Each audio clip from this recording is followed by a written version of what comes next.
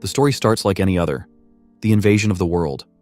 One day, through an open gate, monsters from another realm poured out, and humanity faced the threat of destruction. At that very moment, connected to the gate and opened as if by salvation itself, the world of swords and magic, Einhart, appeared. Through the inner energy of the Dantian, martial arts were wielded. The martial arts world, Murim, and the land of demons, Gehenna, a name befitting hell itself, emerged. Humanity, once rulers of the earth, could only suffer in such an era of chaos. However, soon individuals awakened, harnessing the system and gaining superhuman powers. These players helped normal humans and tried their best to save them from the chaotic world. After the players saved the humans fleeing from monsters, the humans thanked them. Our protagonist, Irun, warned them that it was dangerous and they shouldn't go near the gate. He then asked his teammate why those people always started trouble whenever they saw him. One of his teammates replied that it was nothing new for intruders to disregard humans and asked what was so surprising about it. The man added that the Dantian and Mana Circle were like high-ranking powers. Suddenly they heard someone scream loudly. Irun turned to see a monster attacking a car with people inside. He immediately activated his status window, and the system identified the monster as a three-headed werewolf, an intermediate monster with 110 points. The system also issued an emergency rescue request. Irun called out to his comrades, asking what they were doing and urging them to catch the crazy dog. Without waiting for a response, he rushed toward the monster. One of his teammates shouted for him to wait, but Irun didn't listen. He jumped off the building, deploying his rope dart, piercing it into the building behind him, and swings toward the monster. His teammate shouted in frustration, asking if he was out of his mind, and reminded him that monsters above intermediate rank were supposed to be handled by the Volcano Guild. Irun replied that he knew, but pointed out that it was obvious the guild was struggling. As he neared the monster, he retracted his rope dart and forcefully threw it, successfully piercing the monster's body. This shocked the members of the Volcano Guild. Irun then opens the wings of his rope dart, activating his exclusive skill for the controller hidden class, Status Controller. This skill increased his strength by 60%, willpower and agility by 30%, but reduced his dodge rate by 60% and increased his weight by 300% due to the stat synergy effect. He forcefully dragged the monster, making it scream in pain while the victim and her child screamed in horror. Struggling to maintain his strength, he shakily called out to his teammates, urging them to hurry up and decapitate the monster. One teammate jumped down from the building, shouting at Irun for never listening and activating his tanker attack skill. He slashed his sword forward while yelling that Irun would never survive without him. Irun smiled, thinking how his teammate always protected his back like a true companion. But just as his teammate swung his sword, he slashed Irun from behind instead of the monster. Shocked, Irun heard his so-called friend angrily call him a fool and tell him to just die already. Irun collapsed, bleeding heavily. Before falling unconscious, he saw his best friend's face and his teammates smiling at his death, which filled him with fury. As he tries to flee, he recalled the woman he tried to save stood unmoved. Betrayed by everyone he trusted and relied on, he died consumed by rage. Years later, Irun fell face first into the dirt. A man kicked him repeatedly, shouting for him to move faster and calling him scum. The man mocked him, saying this was what a high-ranked, nearly top-tier player looked like. Irun knew he was in Mujayagyong, the monster corpse disposal area of the Volcano Guild, a living hell. 5 years had passed since his fall into this wretched existence. The man pinned Irun's head deeper into the mud, laughing cruelly. Struggling to look up through blurred vision, Irun found that his status window was no longer appearing. Yet, a blue light suddenly shone before him. Shocked, he opened his eyes to see the system displaying a message. He has been chosen as the vessel of chaos, and asked him if he accept. The system warned him that his choice could lead to the destruction of the world. Smiling bitterly, Irun thought about ending his pain. Without hesitation, he accepted. The system sucked him into a portal, transporting him to an unknown location. There, he encountered the legendary rulers of Gehenna, the Three Kings. What lay before his eyes were legends forgotten across the three worlds, remembered only as history. The first was the King of Silver, Mu Wang, who conquered the continent with a single fist. The second was the Sword King of Einhart, who split the sky with his sword. Lastly, there was the Godslayer, the King of Gehenna, who killed a god and destroyed divinity, the Demon King. The place Irun now stood in was the chaotic world where these three kings were sealed. The Sword King observed Irun's gaze and asked the others why it looked the way it did, questioning if he was truly the vessel of chaos. Mu Wang seemed equally confused and asked why Irun was staring into the distance instead of at them. The Demon King, however, remarked that it was understandable for someone to feel disoriented after being suddenly dragged into such a place. Meanwhile, Irun was staring at the system, which displayed an open gate, and told him that if he passed through it, he would become the vessel of chaos. However, it also warned him again that his choice could lead to the world's end.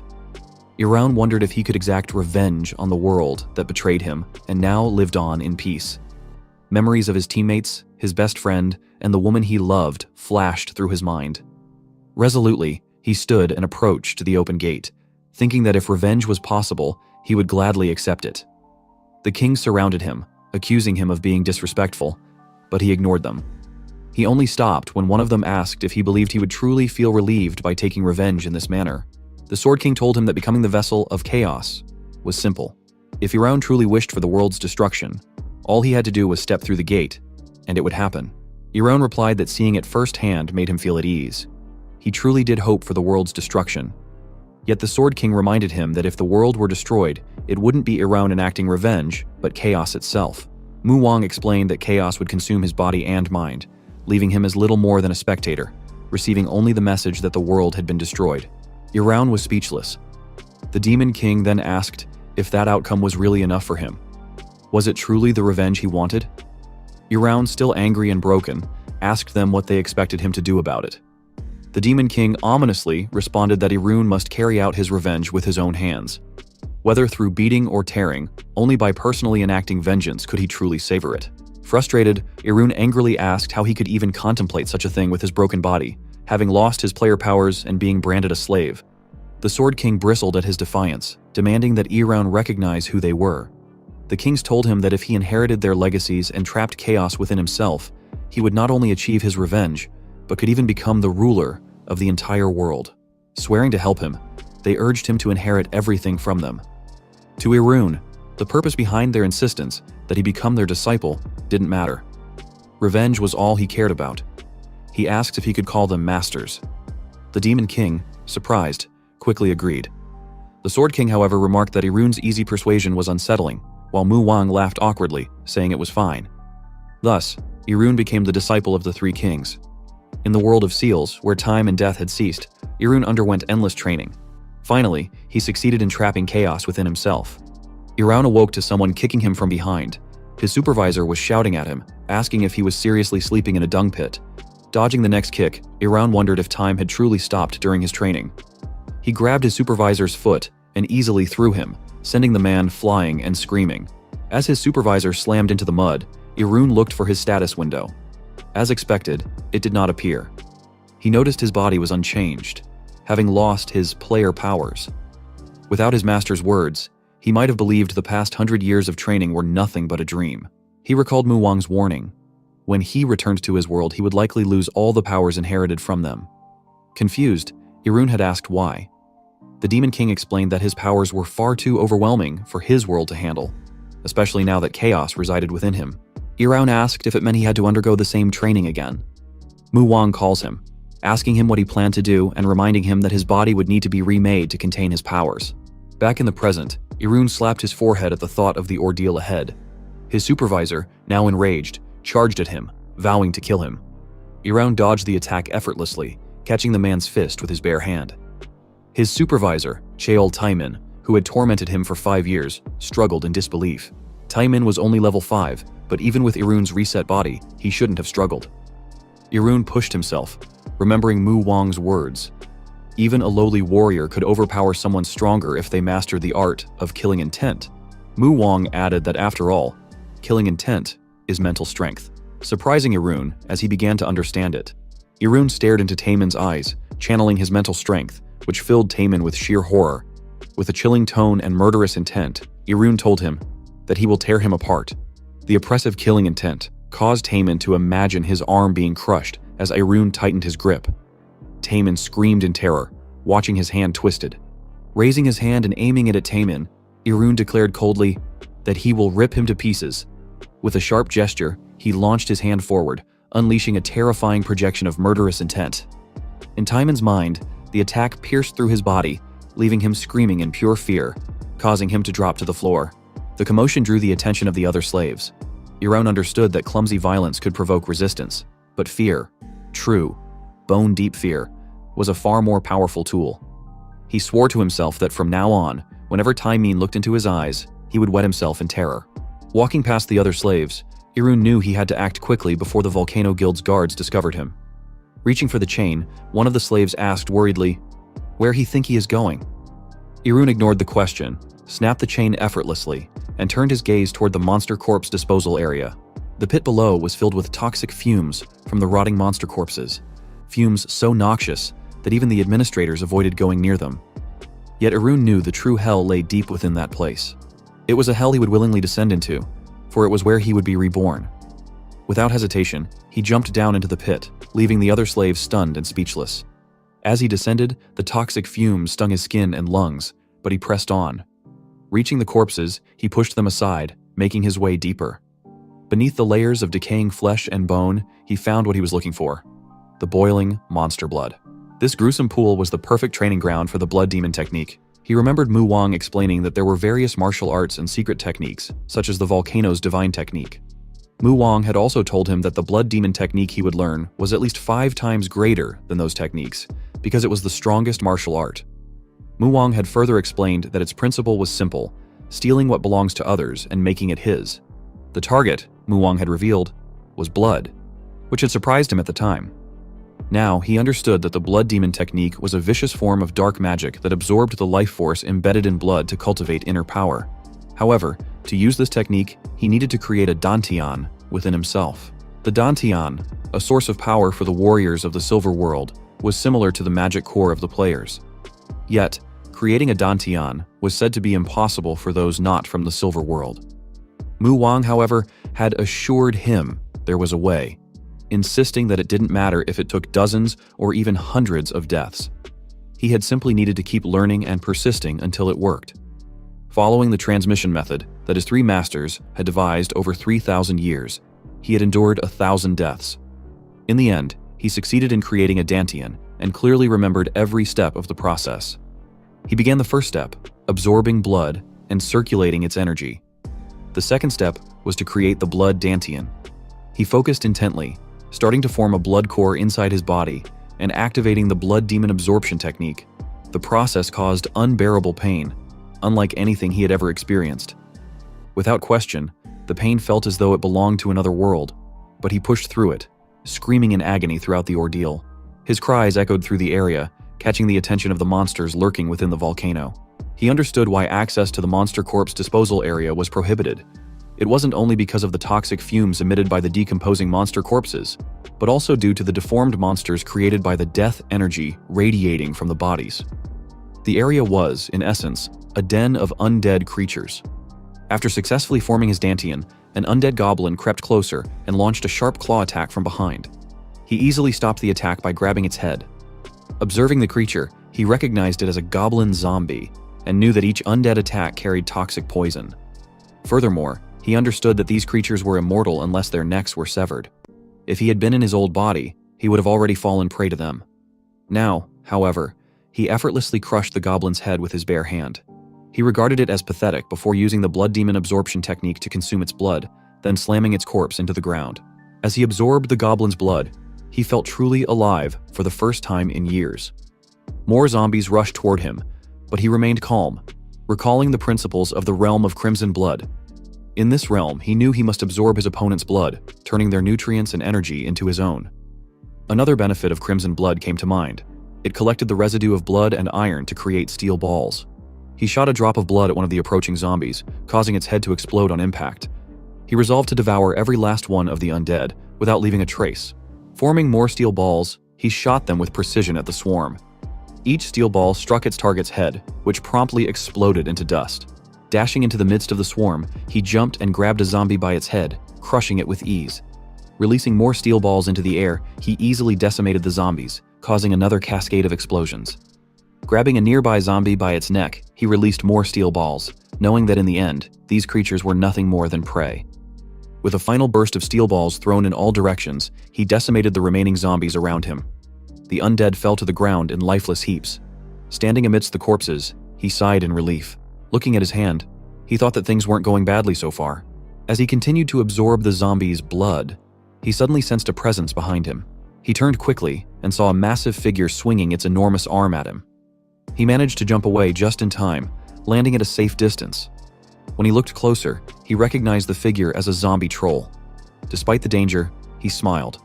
This was exactly the level of challenge he had been expecting. The next day, Taiman was crying and shaking in a corner, muttering that he was going to die and begging for someone to save him. Irun's traitorous best friend, Kim Shin Hong, thought that Taiman had completely broken down. An elite guard approached Shin Hong, addressing him as commander, and reported that he had summoned the other guards who were present during the incident. Shin Hong stepped closer to the guards and ordered them to explain what had happened to Taimin. One of the guards hesitantly reported that Taimin was training a slave who had been dozing off when, suddenly, the slave grabbed Taimin's hand, and then Taimin became like this. Shin Hong asked if that was all, or if there were any other unusual details. The guard stuttered, adding that the slave had glared at Taimin. This detail irritated Shin Hong as he wondered if it could have been killing intent, though he dismissed the idea as impossible, unless the slave was a martial artist with inner power. Shin Hong then demanded to know the slave's whereabouts, which shocked the guards. The same guard nervously replied that the slave had committed suicide. Skeptical, Shin Hong asked where the body was, and the guard explained that the suicide occurred in the corpse disposal area, so the body must have melted away due to the poison there. This explanation enraged Shin Hong. Grabbing the guard by the face, he furiously questioned whether the guard was lying to avoid searching for the body in the toxic disposal area. He reminded the guard why he was stationed there in the first place, to handle situations where incompetent guards were attacked by slaves, and accused them of not caring if trash like them died. Shin Hong continued, adding that he had felt the slave's imprint being destroyed naturally, yet they fabricated the suicide report without even confirming the body. He asked the guard if there was any reason he should let him live. The guard, crying and writhing in pain, stammered an apology, but Shin Hong mercilessly crushed the guard's skull. The other guard stood frozen in shock, unable to move out of fear. Shin Hong turned to them and demanded they choose. Would they end up like the man he had just killed, or would they go find the slave's body in the disposal area? Terrified, the guards immediately replied that they would search for it. Furious, Shin Hong ordered them to hurry, and they rushed toward the disposal area to begin their search. Calmly, he told his elite subordinates that those useless guards would likely die from the poison before finding the body. Once they returned, he planned to inspect their equipment and then enter the corpse disposal area himself. His subordinates acknowledged his orders, and Shin Hong, still irritated, thought to himself that Irun had managed to vex him even until the end. 2 weeks later, Irun was still deep within the disposal area, killing zombies and absorbing their blood. He realized he had nearly absorbed all the corpses and zombie monsters in the area. With this, he had reached the second stage of the blood demon absorption technique, self-blood. He noticed a tremendous poison leaking from a gap nearby and concluded that it must be coming from that direction. Shooting one of his newly created steel balls toward the source of the leak, it struck the wall, shattering the structure. He reflected on the power of the self-blood technique, which focused on the concentration and explosive release of energy. The self-blood stage provided several times more resistance to poison than the earlier blood essence stage. Without reaching this stage, he knew his body would have already melted away from the toxic environment. Despite his progress, he was aware that his time there was limited. However, he was confident that the necessary preparations were complete, and he had come to this place for a specific reason. The purpose involved the transcendental species, monsters of the highest danger level, creatures that should never be faced. Among these species, the most renowned and noble were dragons. Once, a dragon had escaped through a gate. The serpent dragon, Algolas, was a resurrected dragon filled with rage.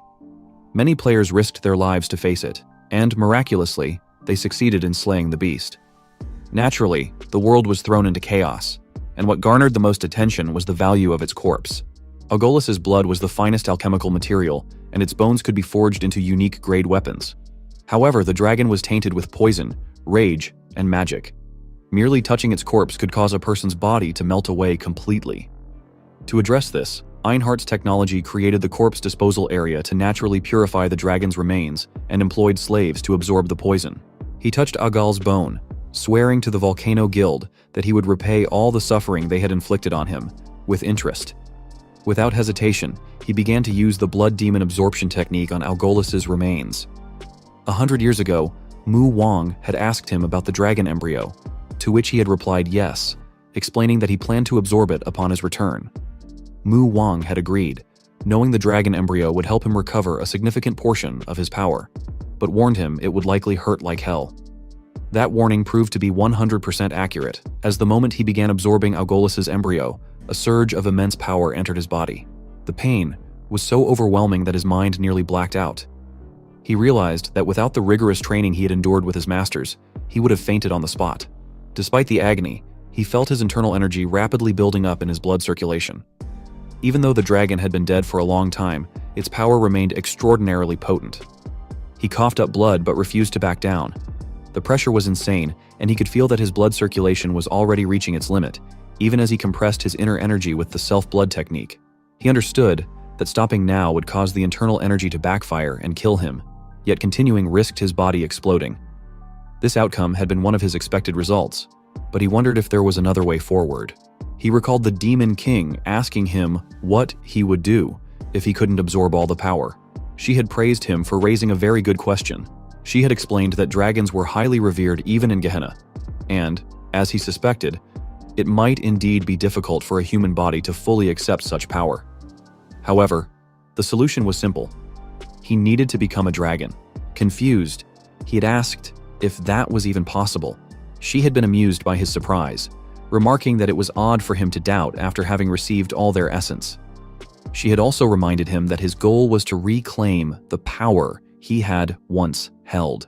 A dragon, she had said, was merely a step in his journey. This idea had sparked inspiration within him. Drawing upon the biological knowledge he had learned from the Demon King, Virginia, he had realized he could reconstruct his body and undergo another transformation. Convinced there was no such thing as impossible, especially for someone who had even absorbed chaos, he resolved to proceed. He resumed absorbing the dragon embryo while simultaneously transforming his body. The pain was excruciating, far worse than before. He remembered Mu Wang's words that transforming into a dragon embryo body was a powerful method. In the Silver World, those who possessed the body of a dragon were known by a special title. After hours of agony, he succeeded in consuming the dragon embryo. Algolis's bone disintegrated in the process. When he opened his eyes, they had transformed into dragon eyes, and his body radiated an intense dragon aura. He recalled Mu Wang telling him the name of this state. It was the dragon bone body. Meanwhile, Shin Hong and his team entered the disposal area, shocked by what they saw. All the corpses and poison had vanished. Shin Hong, aware that even a Guardian-level mana user couldn't achieve such a feat, felt a rising panic as he wondered what could have caused it. The thought of Algolis's corpse suddenly struck him, and he frantically wondered what had happened to it. He immediately ordered his elite guard to report to the guild that all the poison in the corpse disposal area had disappeared. The guard acknowledged the command and began running out of the area to deliver the message. Before the elite could make it far, a black ball came hurtling toward him. The man managed to bend just in time to avoid a direct hit, but the ball activated moments later, unleashing a force so intense that he was reduced to ashes. Shin Hong and his team barely had time to react before the explosion reached them. Acting quickly, Shin Hong pulled one of his teammates in front of him, using the unfortunate man as a shield to protect himself from the blast. The aftermath left Shin Hong shaken. He realized the situation was extremely dangerous and feared what might happen if more explosions occurred. If this continued, the entire corpse disposal area could be obliterated. At that moment, Irun appeared. Addressing Shin Hong, he remarked how Shin Hong, despite becoming the commander of the Volcano Guild's engineering unit, hadn't changed. He observed that Shin Hong still cowered behind others, out of fear. With a chilling tone, he called him traitor Kim Shin Hong. Shin Hong recognized him and furiously demanded to know how he was still alive and if he was really Irun. Irun replied that it was disappointing Shin Hong didn't recognize him just because he looked a little different, and asked if he was now willing to accept it.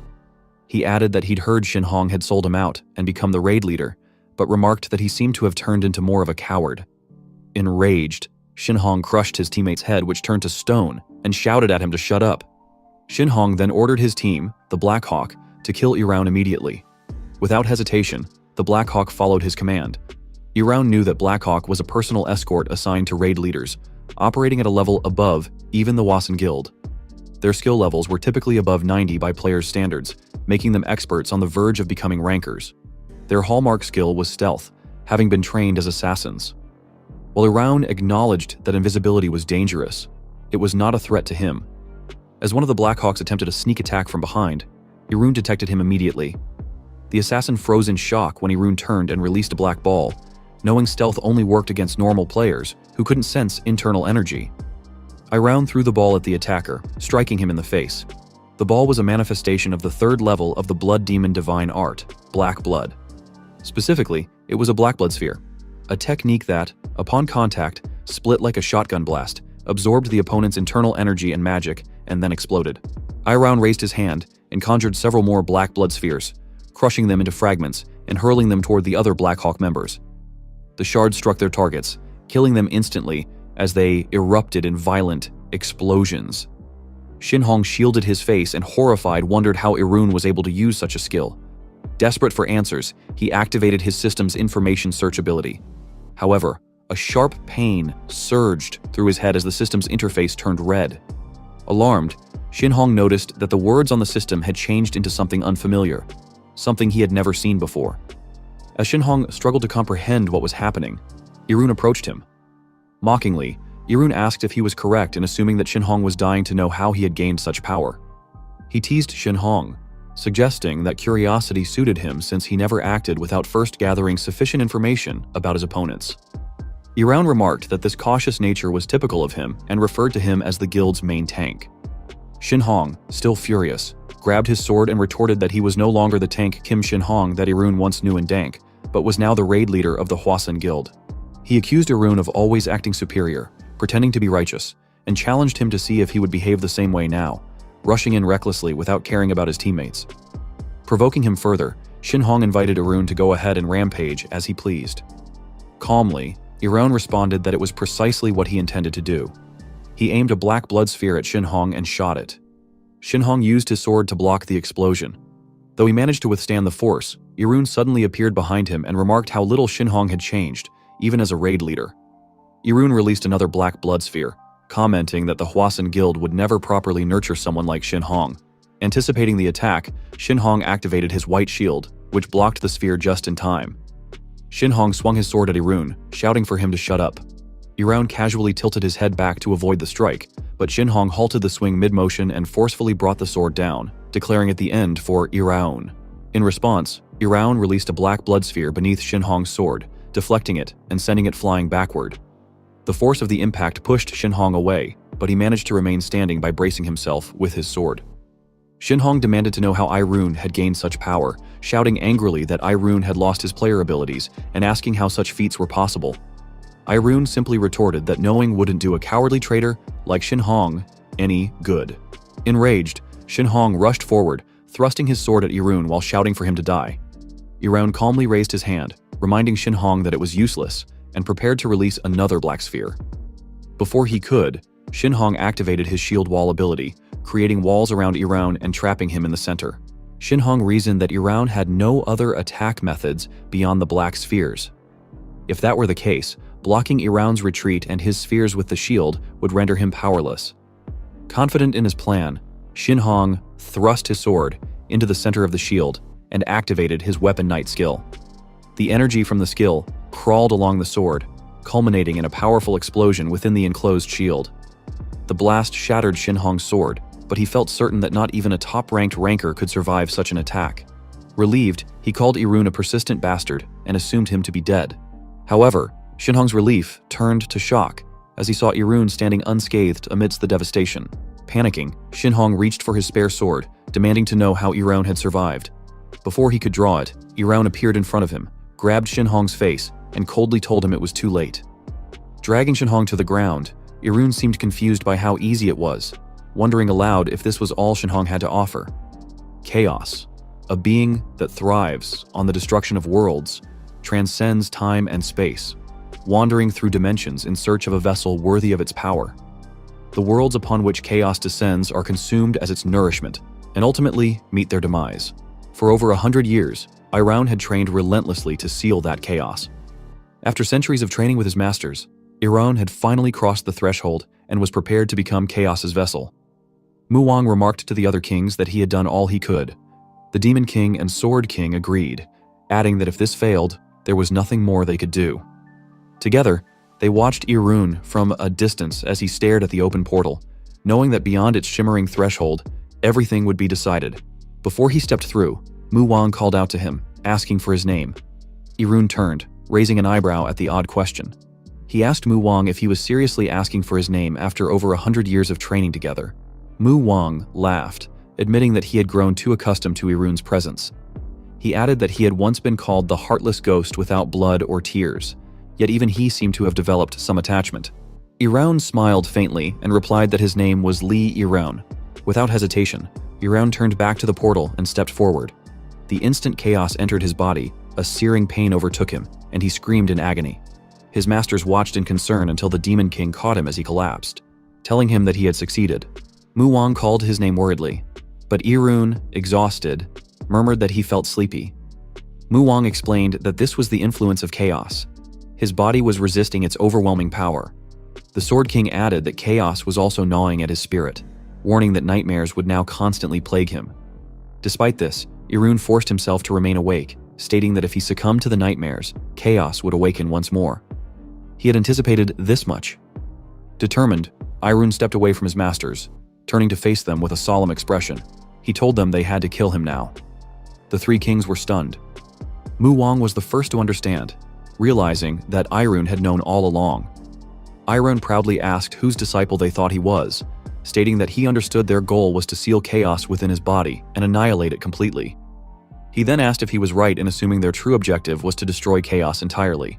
The Sword King demanded to know why Irun had cooperated if he had known the truth. Irun admitted that he had been betrayed by everyone and left with nothing, unable to trust anyone. However, from them, his masters, he had felt a warmth he had long forgotten. He revealed that revenge no longer mattered to him. What drove him now was a desire to repay the kindness they had shown him. Before they acted, he made one final request: to know their real names. The three kings were silent for a moment before Mu Wang spoke, revealing his name as Shin Yonwol. The Sword King followed, stating that his name was Sieghard von Damian. Lastly, the Demon King said her name was Virginia. Irun smiled, saying he now had no regrets. He shouted that he would gladly die there for his masters and closed his eyes, ready to accept his fate. The Sword King stepped forward and placed a hand on Irun's shoulder. Addressing him by name, the Sword King told him he would not die there. Surprised, Irun opened his eyes and asked what they meant. The Demon King gently explained that he was their disciple, their child, and Mu Wang added that they could never kill someone like him with their own hands. Irun reminded them that sparing him would mean abandoning their mission. Softly, the Demon King told him that they would share the burden of chaos within him and seal it together. Since the chaos inside him had been shaped by their teachings, their combined power would be enough to contain it. She explained that after this, the dimensional bindings would release, and Irun would return to where he belonged. Desperate, he asked what would happen to them. The Sword King replied that they would be sealed somewhere deep within the world. Before Irun could protest, they pushed him backward into the portal. As he reached for them, they told him to go and never come looking for them. Irun was curious about how far the power he had learned from his masters could take him. He had already sensed its immense potential. As someone who had once nearly reached the level of a high ranker, he wondered how his abilities would fare against others, not his masters, but humans. Yet, as he stared at Shin Hong, trapped in his hand, he found it all too easy. Shin Hong might not have been at the level of a high ranker, but he was still at least level 150 or higher. Irun thought that if he could acquire additional powers beyond the Blood Demon art, he would never lose, not to the leader of the Volcano Guild, nor the highest-ranking experts of the Silver Faction. He even imagined surpassing the powers of Einhart, Gehenna, and ultimately, the apex of that world. One hand. He had planned his revenge for over 100 years, but now that it was within his grasp, it felt underwhelming. Shin Hong stuttered his name, begging for his life. Desperate, Shin Hong explained that they had no choice but to betray him. Hearing this, Irun released his grip on Shin Hong and asked what he meant by no choice. Shin Hong, trembling, replied that otherwise, they all would have died. He claimed that to save their lives, and even Irun's, there was no other way. Irun, enraged, asked Shin Hong if he was trying to say he betrayed him to save him. He accused Shin Hong of becoming the raid captain of the Volcano Guild while he endured daily agony. He demanded to know if Shin Hong expected him to believe it was all for his sake. Aiming a black sphere at Shin Hong, Irun saw panic flood his former friend's face. Shin Hong stammered that he would tell him where the others were. This stunned Irun, who couldn't believe what he was hearing. Shin Hong, swearing to help Irun get his revenge if he spared his life.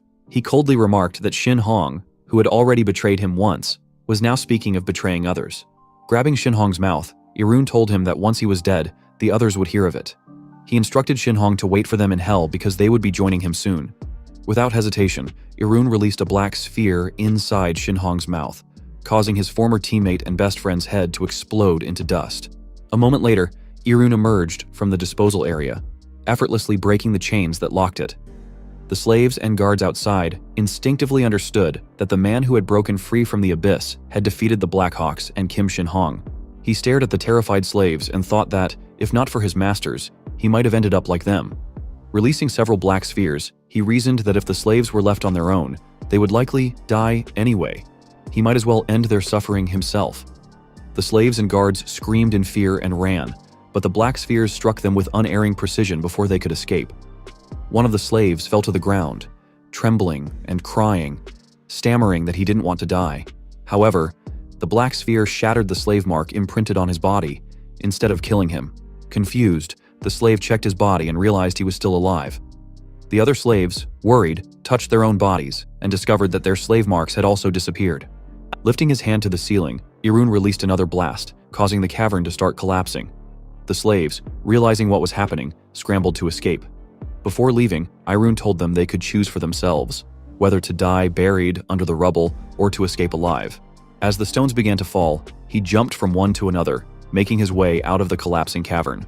Standing outside Mujegyong at last, Irun reflected on how, when he first met his masters, all he had wanted was to destroy the world. However, after witnessing their sacrifice, he finally understood his true purpose. Turning around, he thought about the chaos that filled the world and resolved to consume it all, making the chaos his own. Later, the Volcano Guild arrived at Mujegyong. Chung In-woo, the leader of the Red Plum Raid from the Volcano Guild, found the situation absurd and said that he had heard the report, but he didn't think it could be true. In-woo thought to himself that everything started when they gave the raid leader position to some beggar from who knows where, turning the Volcano Guild into this mess. He then asked one of the men about the interrogation of the captured slaves. The man replied that the slaves didn't seem to remember anything at all, as if someone had interfered with their memories and erased them. In-woo asked if it was true that even the slave marks had been removed. The man confirmed this, explaining that there were traces of someone distorting the magic circle from within. This made In-woo conclude that it must have been someone at the level of a master. He asked if there were any other traces, but the man replied that no evidence of a martial artist or player had been found. It seemed to be the work of Einhardt's magicians or Gehenna's demons. In-woo surmised that it was probably Gehenna. After all, their true purpose must involve this. Suddenly, another man rushed over, calling out to In-woo, and reported that the corpse of the corpse dragon had disappeared. However, In-woo had expected this, knowing that if it was Gehenna, they likely had plenty of ways to use it without purifying it. He then ordered the second man to contact their headquarters and investigate every trace of Gehenna's activity on Earth, from the past year to the last month. The second man agreed and immediately rushed to headquarters. In-woo then noticed a headless body and asked the man what that trash was doing there. The man replied that Shin Hong had come to confirm the death of the slave, Lee Irun, which surprised In-woo. He thought that if it were Iraun, the one who was on the verge of becoming a high ranker, his name would have been well known by now if he hadn't touched that thing. In-woo asked about Iraun's corpse, and the man explained that about a month ago, when the slave mark broke, Irun entered the abyss. In-woo concluded that Irun must be dead, as his body wouldn't have been able to withstand the poison. He then ordered the man to wrap everything up there, as they would hunt down the remaining stragglers. The man respectfully agreed. Meanwhile, in the Dongdaemun district of Seoul, Irun entered one of the bars there. He overheard a man saying that it seemed the Volcano Guild's corpse disposal site had been attacked. This surprised the others, who asked who would be crazy enough to attack such a place. A woman responded that rumors said it was Gehenna's doing, and that it looked like they were after the corpse of the corpse dragon. She added that it seemed the truce was ending, which the others agreed with, knowing that Gehenna had interfered with the Volcano Guild. Irun realized that everyone was only talking about the Volcano Guild. Given that the guild was one of Korea's 3 great guilds, it was no surprise. He swore to himself that soon he would bring all the guilds down, but for now, they would have to wait. First, he needed to find his master Mu Wang's faction, which he believed was the most effective way to grow stronger. For someone like him with no official status, the bar was the only option to look for people. The bartender welcomed him and asked what he would like to order. He replied that he wanted Kahlua milk, but without the milk. strong and sweet with just ice. The bartender, confused, asked if he meant Kahlua milk without milk, adding that it wasn't even a real recipe. Another man overheard and told the bartender that he would handle it, suggesting the bartender organize the inventory in the storage room. The bartender agreed and left.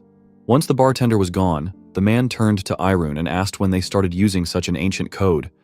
He wondered if Irun had just returned from some gate 5 years later. Irun replied that it was more like 100 years later, further confusing the man, who then asked if he was some kind of demon. Irun denied it and asked the man if it even mattered when that bar was the kind of place for such things anyway. The head of the black market's Seoul branch, Jang Ho-seok, agreed with him and asked what he wanted. He simply replied that he wanted to take on a job. Ho-seok asked if he had any specific type in mind, and he replied that he was fine with anything, but the location should be a D-rank gate, or higher. Ho-seok opened the cabinet under the counter, telling him that he had just the right jobs for him. Ho-seok then grabbed some documents, placed them on the counter, and told him to take his pick. He looked at the jobs and noticed a kidnapping job. Ho-seok explained that the job involved luring beginners into leveling up, trapping them in a gate, and then demanding ransom from their parents. The targets were children of rich families, meaning the payout could be substantial. Ho-seok added that the job fee was 200 million, with a 30% commission. He organized the documents and told Ho-seok that he had brought him a trashy job. Ho-seok, confused by his reaction, slowly reached for the gun under the counter while asking what was wrong with him and whether he was there to take on a job or not. Ho-seok then aimed the gun at him and said that sometimes they got idiots who came there with misguided ideas of justice, trying to take the place down instead. Ho-seok asked if he had considered what would happen to those who depended on that place for jobs and who he thought their anger would turn to. He quietly stared at Ho-seok, who had his finger ready on the trigger. He told Ho-seok not to worry, explaining that his words meant he liked it, and suggested that Ho-seok tell the people behind him to lower their killing intent. Ho-seok smiled, realizing he had noticed them, and told him that he guessed he could trust him with the job. Ho-seok then handed him a walkie-talkie, saying he would contact him soon with the details and that he should prepare. He took the walkie-talkie, and Ho-seok suggested he have a drink while he was there, adding that the place wasn't just a bar in appearance. But he declined, explaining to Ho-seok that he was afraid it might become a problem. Ho-seok asked why did he drove there for, to which he replied that if he drank and fell asleep, everyone there would die. Ho-seok guessed he doesn't have a sense of humor and told him it wasn't mandatory, so he should suit himself. He turned to leave, telling Ho-seok that he was taking his leave. Ho-seok watched him walk out of the bar, thinking that he was a late bloomer with a middle school delusion complex, and that he would die soon enough at that rate. Days later, in Dasandong, Namyangju City, at a D-rank gate, a beginner waved at a man named Cheol-ho. Cheol-ho waved back at the beginner, An Min-hong, and informed his team that those beginners were the players joining as pieces this time. He added that they were like younger siblings to him, so they should take good care of them. The beginner players then bowed to their seniors as a sign of respect. Cheol-ho asked Min-hong how he felt about his first field operation. Min-hong awkwardly laughed and replied that he was a little nervous. Cheol-ho reassured them, saying there was no need to be nervous because their party members had been with him for over 3 years, which meant a D-rank gate was no big deal.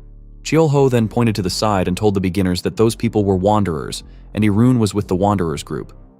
Min-hong and his teammates were shocked upon hearing this, but one of the girls in Min-hong's group didn't express any surprise. Cheol-ho explained to Min-hong that the wanderers were martial artists, so he shouldn't worry, adding that those wanderers had been with him for over 3 years as well. This reassured Min-hong, who respectfully asked the wanderers to take care of them. Irun knew it was natural for them to feel nervous. Wanderers were notorious for doing things no better than Gehenna's demons, which was why, even in the black market, Ho-seok had introduced him as a wanderer. But he noticed that one of the beginner players didn't seem all that surprised, and guessed that he had already found what he's been looking for. Hours later, inside the D-rank dungeon, the group camped in an open space to rest. Min-hong thanked Cheol, saying his experience points had increased significantly. Cheol asked Min-hong how it felt and whether he was right about the ride on the bus being awesome. Min-hong agreed but asked Cheol if they would be able to hunt on their own tomorrow. One of the men told Cheol that they had come secretly, not telling their parents, because Cheol had said they'd gain real combat experience. Cheol reassured them not to worry, explaining that he had planned a route where they could hunt as safely as possible. He placed a hand on Min-hong's shoulder and, laughing, told him that the next day they would finally get to taste some action, so they should rest up properly for now. Min-hong agreed and told Cheol they trusted him. Min-hong and his team then entered the tent to rest. leaving Cheol and his teammates behind, creepily smiling to themselves as they thought about how the beginners still believed their lies. A moment later, Irun sat silently near the bonfire when the lady approached him. She asked if she could sit next to him, and he nodded in reply. The lady sat down and asked if he was a wanderer and if he was a martial artist, what level he was. She remarked that he hadn't really stepped in during the day's hunt. He replied by asking her if she knew it was rude to ask a martial artist about their level. Surprised, she explained that she was still a newbie player and didn't know. This made him notice that she didn't even pretend to be flustered, which he found telling. She then asked if she could know his name. He stared at her for a moment, and when she met his gaze, she felt fear and looked away. He finally replied that his name was Irun. She guessed that his name sounded familiar for some reason, but before she could dwell on it, another lady called out to her. The other woman, Yunha, reminded her that her watch was starting and told her to rest now. The lady agreed, stood up, and told Irun she would head off, adding that it was short, but she had enjoyed talking to him. Before entering the tent, Yuna glanced back at Irun, thinking he didn't seem like a bad person, but wondering about the odd feeling she had felt during their conversation. The next day, Cheol slashed a monster's neck, and one of his members informed him that it was almost time for the gate to close. Cheol told Min Hong that the gate was about to close, and if they didn't leave now, they wouldn't be able to exit until the boss was defeated. He added that it seemed they would have to aim for real action next time. Min Hong asked if they couldn't just accompany Cheol to the boss, pointing out that the boss should be an easy fight for him. Cheol admitted it was true, but expressed concern that they might get hurt. Min Hong insisted that he was a proper player too, and argued that if he ran away every time he was scared of getting hurt, he would never become stronger. Min Hong begged Cheol not to worry and urged him to let them face the boss together. Cheol asked if Min Hong was sure, and Min Hong confidently agreed, which made Cheol smile, thinking he had successfully hooked him. Cheol proudly told them that was the spirit of a player and suggested they test their mettle by facing those guys first, pointing to a group of orcs rushing toward them. Min Hong confidently agreed, shouting that he had been waiting for this. He and his team launched their attacks at the orcs while Cheol and one of his members exchanged a knowing nod. The system then showed that the gate was closing as Min Hong struggled to block the orcs' attack. Min Hong was pushed back and shouted that they were stronger than he had expected. He called out to Cheol for help, but Cheol shouted back that it was chaotic on his side too, so Min Hong would have to handle his side on his own. Panicking, Min Hong saw the orc swing its axe down at him.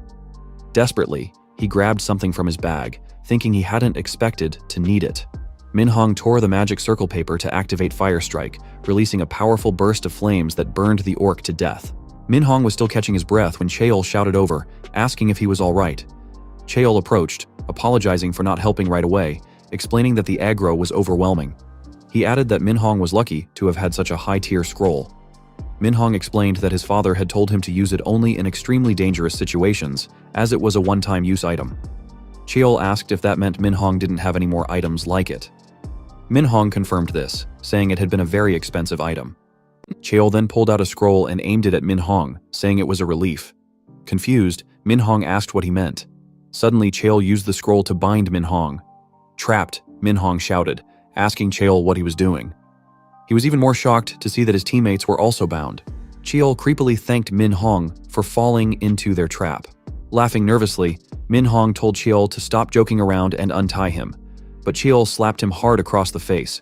He sneered, asking if Min Hong thought it was all a joke, just because his parents were rich. He added that it seemed he needed to make Min Hong understand, so he suggested they start by cutting off one of his ears. Min Hong panicked and stammered, pleading for Cheol to wait. Cheol froze when he heard a slash and turned to see Yunha slaying one of his members.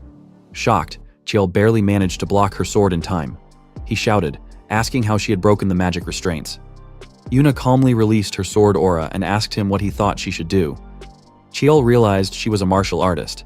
She swung her sword at him with force, knocking him back. Yet Cheol figured out that her martial artist status was why the magic restraint hadn't worked on her, but he couldn't believe it. His information search skill had indicated she was a player. Yuna pointed out that Cheol didn't look like a second-rate D-rank player either, and asked if he was a first-rank C-rank. The Wanderer stepped forward, telling Cheol to step back, as martial artists should handle each other. The Wanderer approached Yunha and commented that, judging by her sword aura, she was at the pinnacle like him, and her spirit was impressive. However, he asked if she could take on all of them. They surrounded her. She observed that her opponents included a pinnacle martial artist and 3 C ranks, realizing the odds weren't in her favor. The Wanderer launched his sword at her, shouting that if she didn't attack first, he would make the first move. Fortunately, she managed to block in time and forcefully deflected his sword with her own. The Wanderer teasingly asked what she was doing and if she planned to stay on the defensive forever.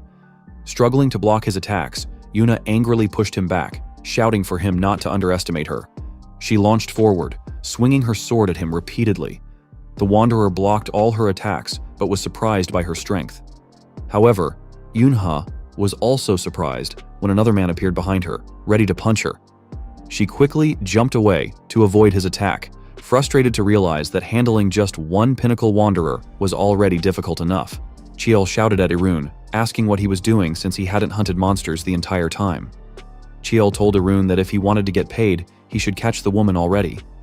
Irun remained silent for a moment before casually walking toward Yunha. As he approached, Yunha cursed to herself, remembering that ever since yesterday, even meeting his gaze had felt intimidating. She wondered who the hell he really was. She felt a strong killing intent from him, a feeling she thought she recognized but couldn't believe. He stared at her in silence, recalling his master Mu Wang's words that he was the master of the divine demon cult. Irun had responded to Mu Wang that he had heard of the demon cult, but asked what the divine demon cult was. Mu Wang had replied that the roots of the demon cult lay in the divine demon cult. Irun had then asked Mu Wang if the demon cult wasn't the sworn enemy of all factions, known for disrupting and overthrowing the world. Mu Wang had asked him in return if that was how he saw him, to which Irun had clarified that wasn't what he meant. Mu Wang explained that after he left, the Martial Alliance had spread propaganda as they pleased, portraying the cult as evil. In truth, they were just simple and pitiful beings. Mu Wang had added that when Irun returned, he should take good care of them. Irun's thoughts returned to the present, as he recognized that even if Yunha could fool others, she couldn't fool his eyes. Her power was undoubtedly rooted in demonic cultivation. He remembered a slave once telling him that remnants of the demon cult could be found in the black market, where they rescued kidnapped people and recruited them into their faith. The slave had confessed that he had been caught in human trafficking and ended up learning about it firsthand. At the time, Irun had dismissed it as nonsense, but now he realized how useful that information was. The Wanderer broke his thoughts, asking what he was staring at and whether he planned to attack. Irun responded by telling the Wanderer to shut up, shocking Chiol and prompting the Wanderer to ask what he had just said. Irun asked the Wanderer if he was deaf and repeated that his breath reeked, so he should shut up.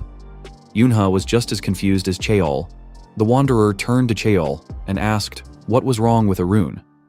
Cheol replied that he wasn't exactly sure, explaining that he had simply hired Irun from the black market to clean things up if the situation went south.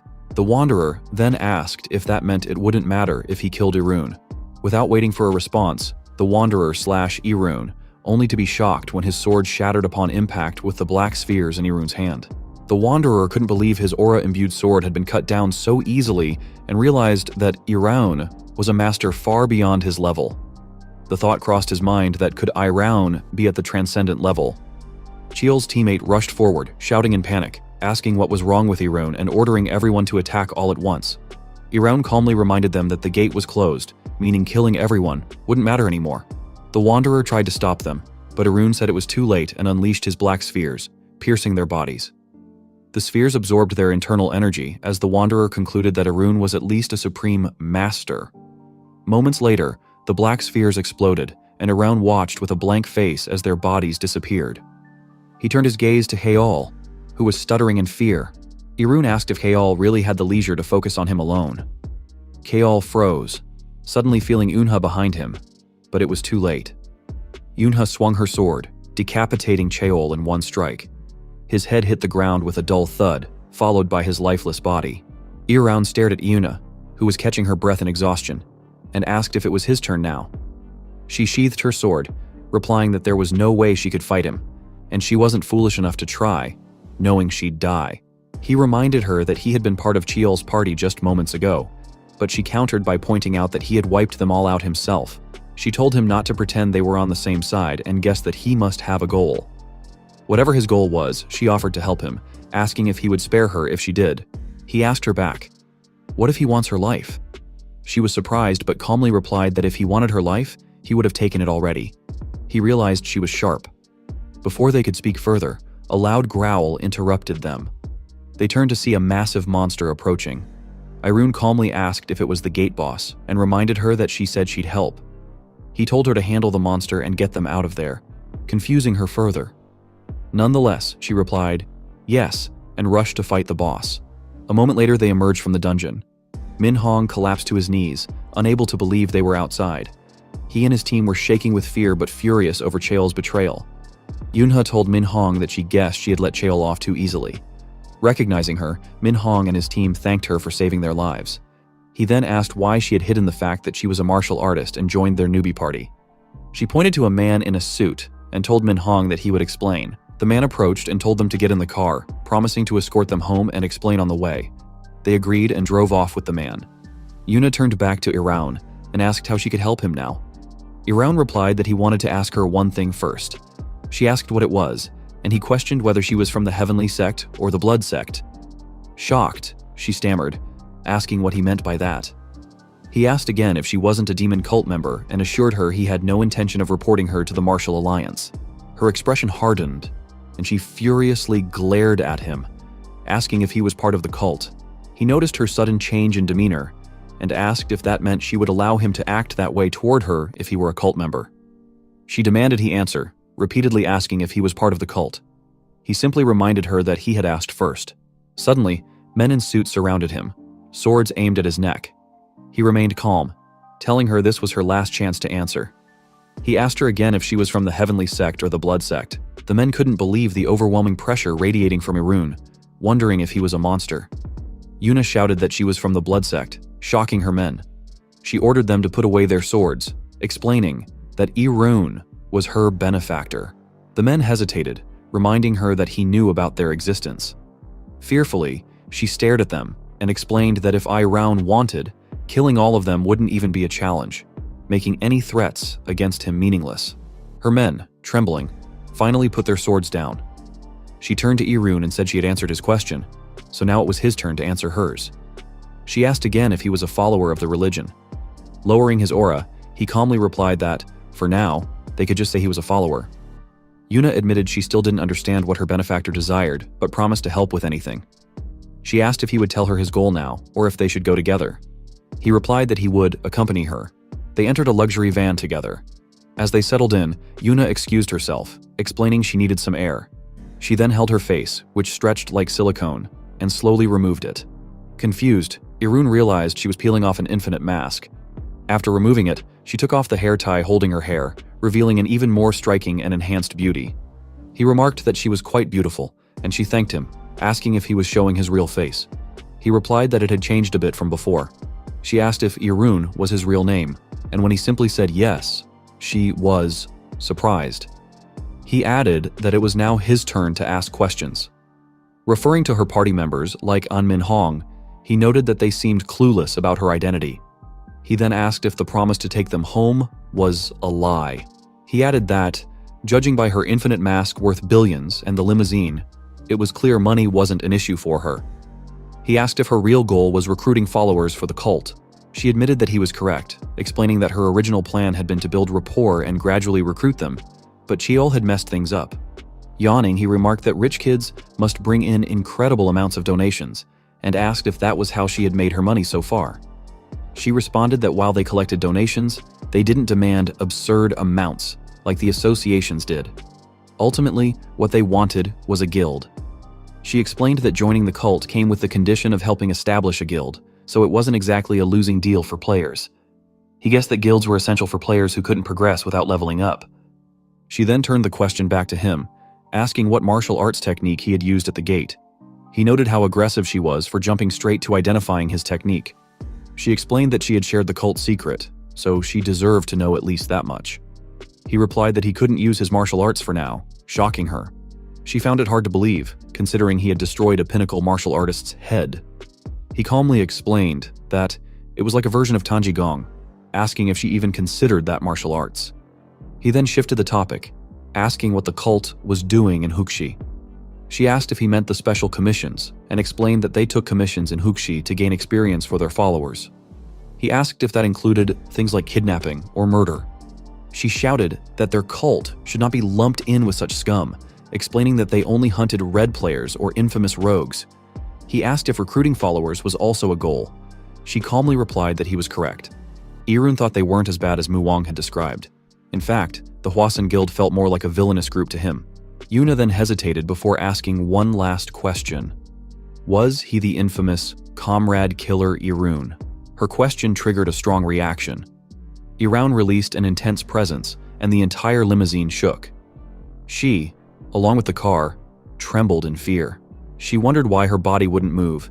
Even though she was at the pinnacle herself, she felt that his presence was like that person. A demonic man, she remembered. He calmed himself after seeing her reaction, which allowed her to catch her breath. She peeked at him, wondering if his display was a warning. The limousine stopped, and he noted they had arrived. The driver opened the door, and he ordered Yunha to lead the way. They stepped out in front of the Ganga Group building, with S-rank chairman Kang Han Cheol standing at the forefront. Irun knew the corporation was massively influential across South Korea and Asia.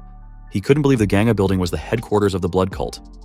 Yuna asked if he would go in, and he asked if she would let him go if he said no. She replied that if he wanted to enter, he would go in regardless. He told her that even if he didn't, they would keep chasing him. Eventually, he would be hunted by both the Hwasun Guild and the blood cult, which shocked her, confirming in her mind that he truly was the Irun. He added that if he kidnapped her, perhaps the pursuit would lessen.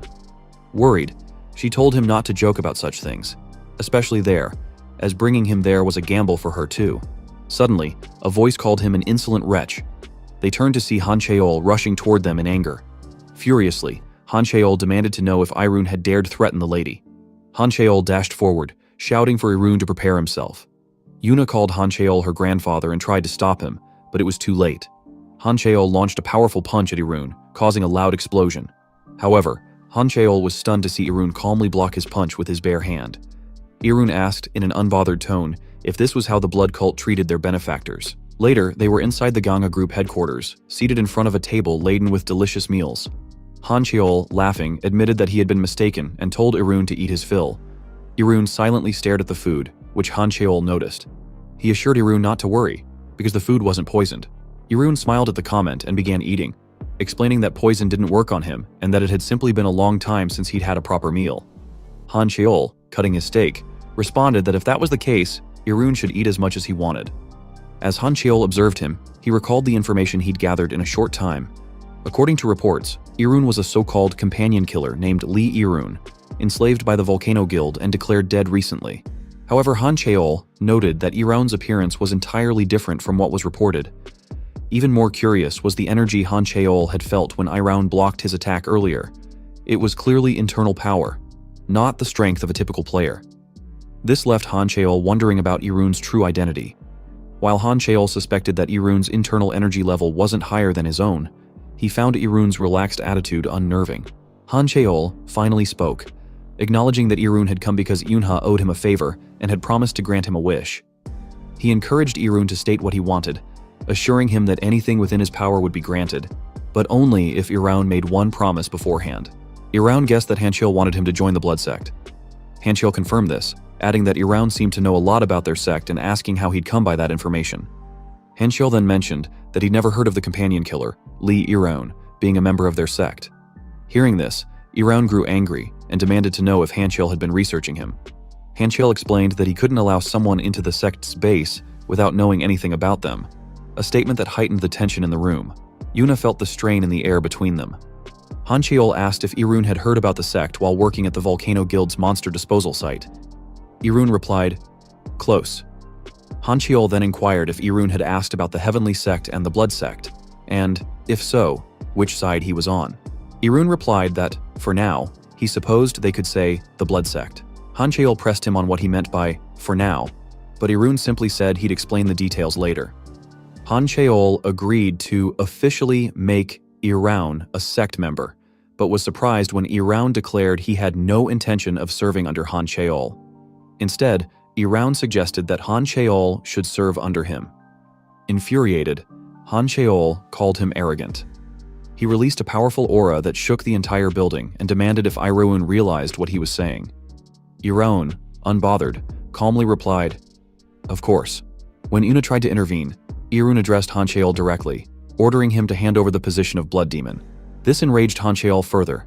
Slamming his fist on the table, he shattered it into pieces, but Irun remained seated and unfazed. Han Cheol warned him that he had crossed the line. When Eunha attempted to calm her grandfather, Han Cheol shouted at her to stay back, leaving her hesitant. He reminded her of the punishment for daring to speak of the blood demon's name and told her even she couldn't protect Irun. Realizing the situation was dire, Irun stood up and raised his hand. He knew that realistically, he was one level below Han Cheol. Although he had progressed quickly, his body couldn't yet use martial arts effectively. Han Cheol, noticing this, asked if Irun needed a weapon and offered to provide one. Irun declined, explaining that using a weapon would cause problems. This only frustrated Han Cheol further. He called Irun arrogant, questioning why he wouldn't even take a fighting stance. Irun reiterated calmly that he couldn't use martial arts, which pushed Han Cheol to his limit. Han Cheol's aura intensified, shattering the building's glass as he shouted, accusing Irun of mocking him. Irun, however, maintained his composure, insisting he was serious. Han Cheol declared that since Irun needed no preparation, he should attack. Out of consideration for Eunha, Han Cheol would give him 3 seconds. Irun asked if the blood sect was always this honorable. Han Cheol replied that they were treating him as a guest to be dealt with, not an enemy. Eunha pleaded with her grandfather to reconsider, but Han Cheol ordered her to step aside. Desperate, she turned to Irun and addressed him as an honored guest, urging him to retract his statement. Han Cheol, furious, demanded to know who Irun was to warrant such loyalty from Eunha. Even Eunha herself didn't fully understand why she was defending Irun. She instinctively felt that he was the one who could save the blood sect from its crisis. Irun, noticing this, revealed that Eunha was the priestess, an oracle serving the blood demon. Han Cheol finally launched his attack. As his fist neared Irun, Eunha tried to stop him, but it was too late.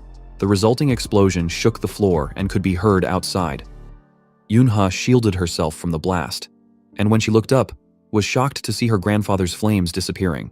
Realizing the flames hadn't simply vanished but were being absorbed, she and Han Cheol were stunned. Irun had absorbed Han Cheol's demon flame completely. Han Cheol, in disbelief, realized that the martial art Irun had used was unmistakably the blood demon art. Irun asked if Han Cheol now understood and ordered him to kneel. Overwhelmed, Han Cheol knelt immediately, followed by Eunha. Both bowed before Irun and greeted him as their master. Irun confirmed their submission, proclaiming himself the blood demon, the master of the blood sect.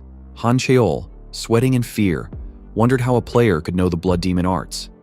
Irun then asked if Han Cheol could hand over the position of blood demon now, but Han Cheol remained silent. This prompted Irun to question why he wasn't answering. Stuttering, Han Cheol explained that it was because the current blood demon already ruled the blood sect, which surprised Irun.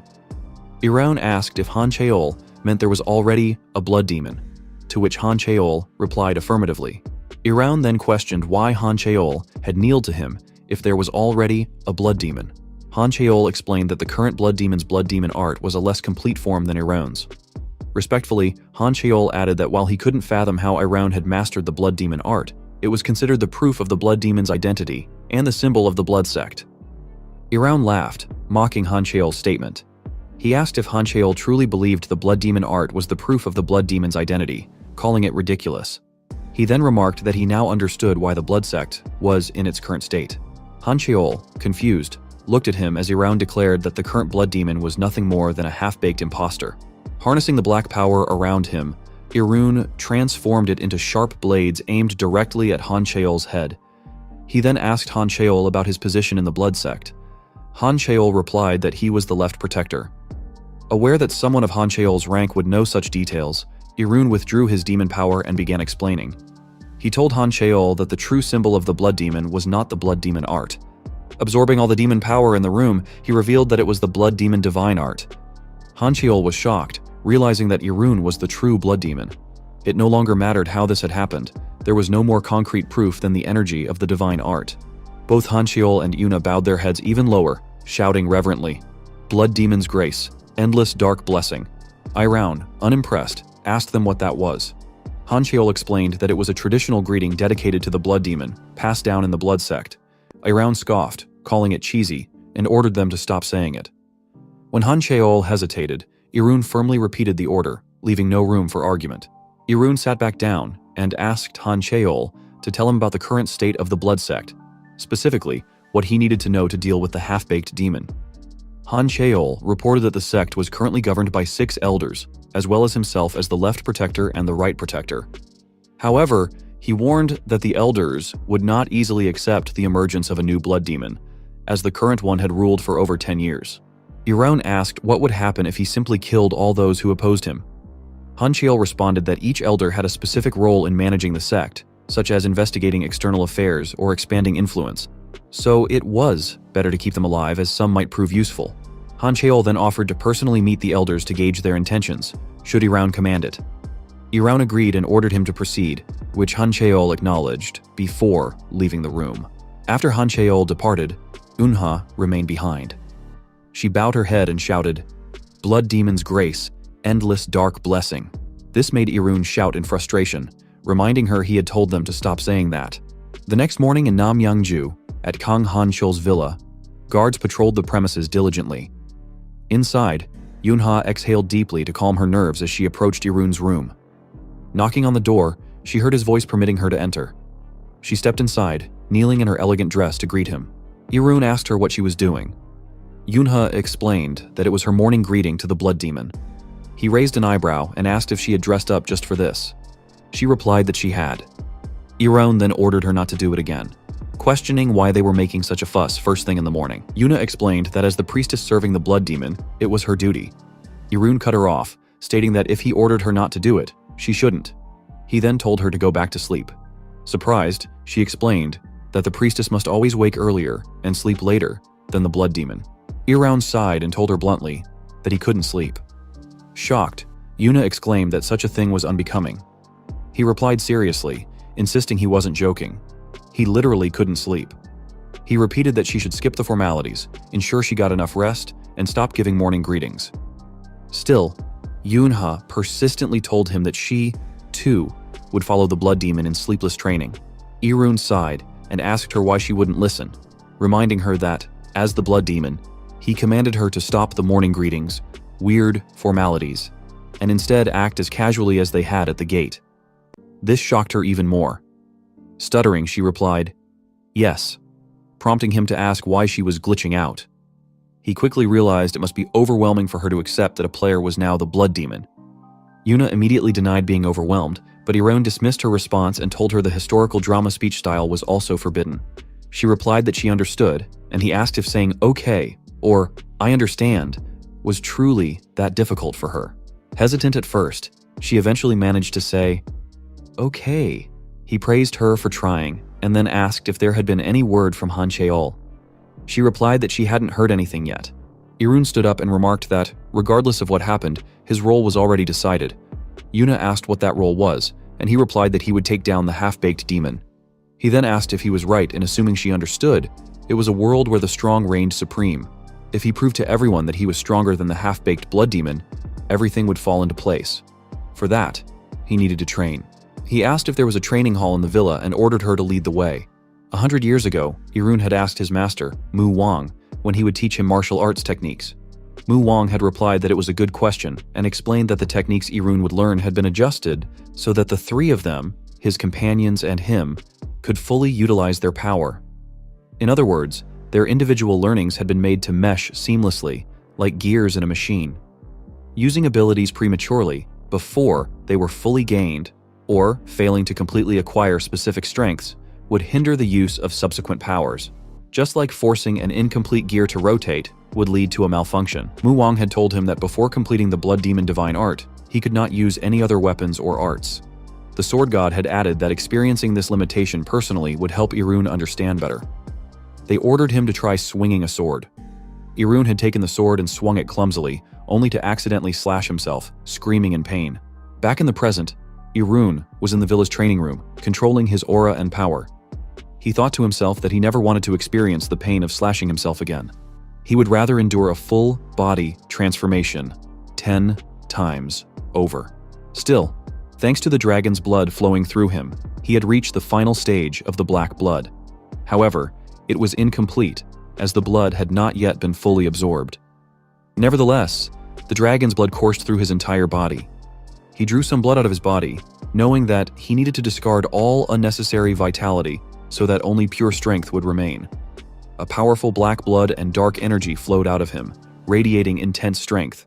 A week later, Yuna knelt in front of the training room door, thinking to herself that it had been an entire week. She wondered what in the world Irun was doing. In her opinion, it shouldn't have been possible for Irun to train in the blood demon art in an empty training hall like this. Suddenly the door creaked open, and she gasped in shock. Irun emerged, his body now perfectly strong and radiating immense power. Irun looked down at his hands, a satisfied expression on his face. He had finally entered the final stage of the blood demon divine art.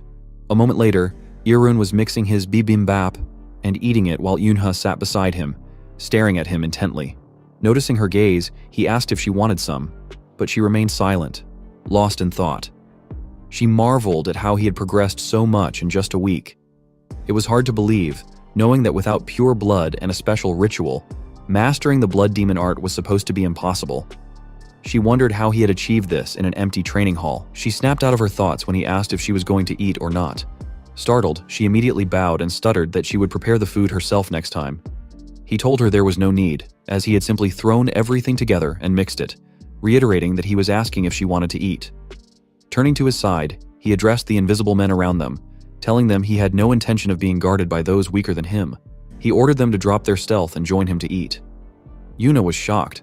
She realized that he had noticed the Shadow Blood Squad, an elite group of guards painstakingly trained by the elders. Their stealth skills were said to rival the famed Ghostly Melody assassins of Yoon. She couldn't fathom how he had detected them so casually. Watching him call out the men and order them to hurry up and eat, she wondered at his extraordinary perception. Later, Irun returned to the training room to continue refining the blood demon divine art. He noted that true blood felt powerful, and with the black dragon's blood almost fully absorbed, he knew he needed to refine the black blood into true blood. This would perfect the purity of the true blood circulating through his blood core. After finishing his session, he left the training room, reflecting that the only thing he lacked now was time. To shorten that, he needed to seize control of the blood sect. Yuna greeted him, announcing that the meal was ready. He glanced at the dish and saw that the bibimbap was unusually orange. He commented that he thought he had told her he would handle his meals himself. She replied that she couldn't let him personally prepare food while she was there. He asked if she had added too much chili, which shocked her. She thought it made the dish taste better. Suddenly, she knelt down and shouted that she had committed a grave sin and would pay with her life. Exasperated, he shouted back, reminding her to stop doing that. Suddenly, Irun felt something unusual. He immediately looked outside the window, silent and alert. Yuna noticed his reaction and asked what was wrong. He simply replied, "They have guests."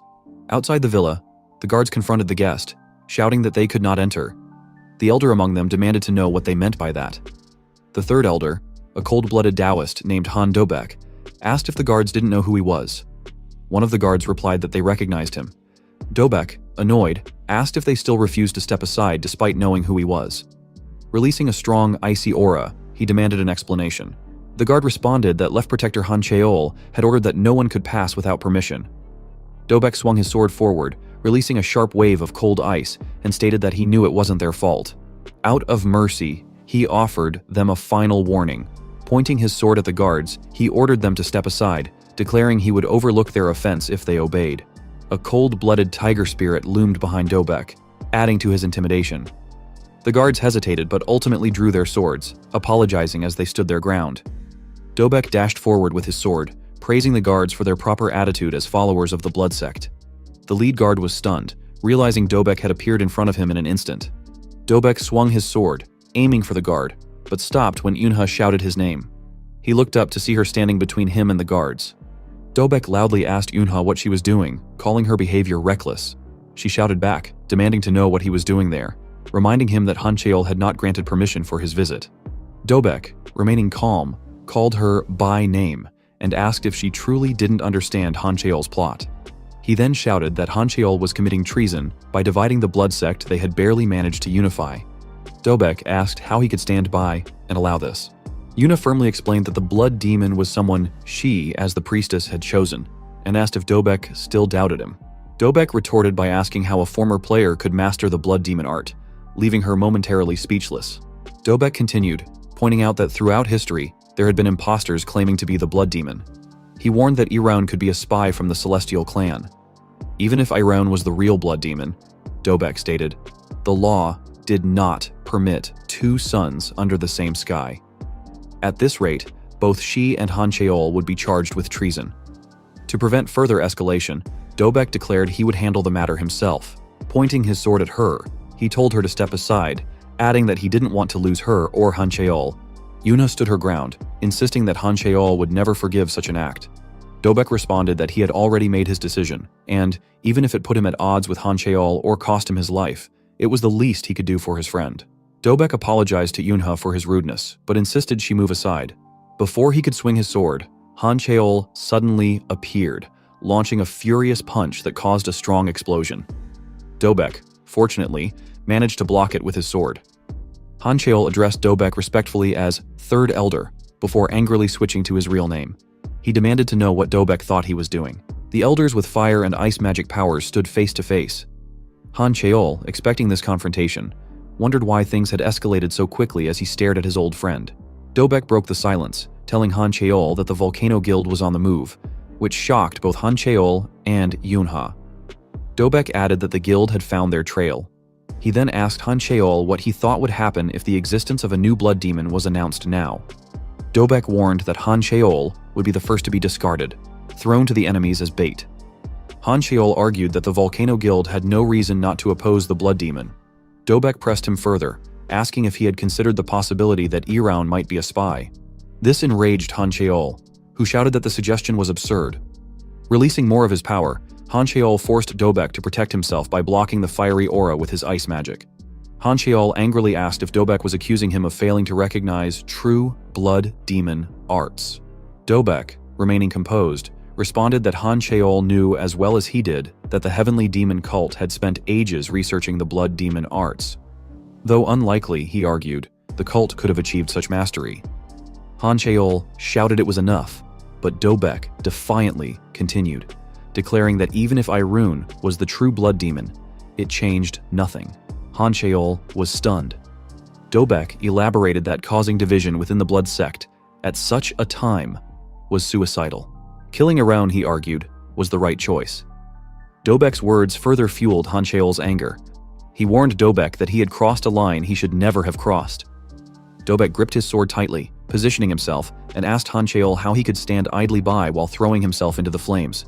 The two prepared to clash. Han Cheol vowed to sever Dobek's limbs and begged the blood demon for forgiveness, but Dobek retorted that Han Cheol might as well kill him outright. Han Cheol leapt forward, launching a flaming fist at Dobek, who swung his sword in retaliation. Before their attacks could connect, Eraun calmly ordered them to stop. Both elders froze in shock. Dobek suddenly felt an overwhelming presence behind him. Han Cheol immediately recognized the blood demon and bowed deeply, greeting Eraun with utmost respect. Sweating, Dobek turned to see Eraun and realized he hadn't even sensed his presence. Han Cheol shouted at Dobek to bow before the blood demon, but Dobek hesitated. He understood that if Eraun had aimed for his neck, he would already be dead. Looking closely, Dobek noticed Eraun's crimson hair and scarlet eyes, unmistakable proof of blood demon arts. At last, Dobek acknowledged Eraun as the blood demon, sheathed his sword, and greeted him with deference. Eraun told Han Cheol to stop prostrating, saying he didn't like it. He asked Han Cheol why he had been cutting off the limbs of his sect members when the blood sect was already crumbling. Han Cheol stuttered an apology. Turning to Dobek, who had stepped back in fear, Eraun asked if Dobek had come to kill him, spare him if he met his standards, or kill him if he didn't. Dobek hesitated, seeing Eraun's blood-colored eyes, but managed to reply that he had. He explained that the blood sect already served a blood demon, and the emergence of a new one would destabilize the sect, which was only now beginning to stabilize. Smiling, Eraun praised Dobek for his courage, saying it was fitting for a senior elder. He asked Dobek for his verdict. Did Eraun meet his standards? Dobek, still trembling, said proof was needed. Eraun thought for a moment, then extracted a drop of his own blood, asking if it sufficed. Dobek stared at the floating drop, horrified by the overwhelming blood demon energy it radiated. Realizing the truth, Dobek immediately knelt, addressing Eraun as the true blood demon. Dobek, overcome with guilt, grabbed his sword and declared that he would sever his right arm to atone for doubting the blood demon. As he raised the sword, Eraun casually shot a blood bullet, knocking it away. Dobek's sword pierced the ground behind him as Eraun reminded him that he had told them not to cut off their limbs, and that they never listened. A moment later, Yunha, Dobek, and Han Cheol were kneeling. Eraun sat on the sofa, visibly frustrated, and told them to sit there instead. Han Cheol replied that they couldn't possibly sit on the same level as the blood demon. Iraun, exasperated, let them do as they pleased. Han Cheol studied Iraun closely, recalling the power he had felt earlier. In just over a week, Iraun had grown even stronger. Han Cheol asked if it was possible that Iraun had reached the transcendent stage. Iraun replied that he hadn't yet. Han Cheol optimistically noted that at this rate, Iraun would soon reach transcendence. Dobek, however, pointed out that the current blood demon had already reached the transcendent stage, as had the first elder, who was closest to him. Among the remaining elders, Dobek added, none would switch sides to support a new blood demon. Yuna interjected, saying there was only one solution. Since Iraun was progressing faster than expected, he needed to quickly reach transcendence and personally defeat the current blood demon. If he did so, even the elders would have no choice but to accept him as the new blood demon. Iraun asked how long it would take to reach transcendence, admitting he wasn't even sure he could achieve it. Yunha was taken aback. Iraun then asked if they thought the sect would simply sit back and wait. Turning to Dobek, he pointed out that by now, his existence must already be known to the blood sect, which explained why they were hurrying to act against him. Han Cheol slammed his head to the floor in a hard bow, shouting his apologies. He explained that he had thought the fourth elder might be open to switching sides, given his tendencies, but it turned out the fourth elder had already aligned himself with the current blood demon. Iraun told Han Cheol to stop groveling over trivial matters and declared that since things had come to this, they should act. He stood and told them it was time to take down the current blood demon. Passing through the gate transported them to an unknown land filled with monsters, while passing through a dungeon led to another world. The world first learned of the dungeon's existence when gate breaks occurred everywhere, threatening to destroy civilization. Humanity was saved by humans from another world, though superhuman players later began appearing among Earth's inhabitants.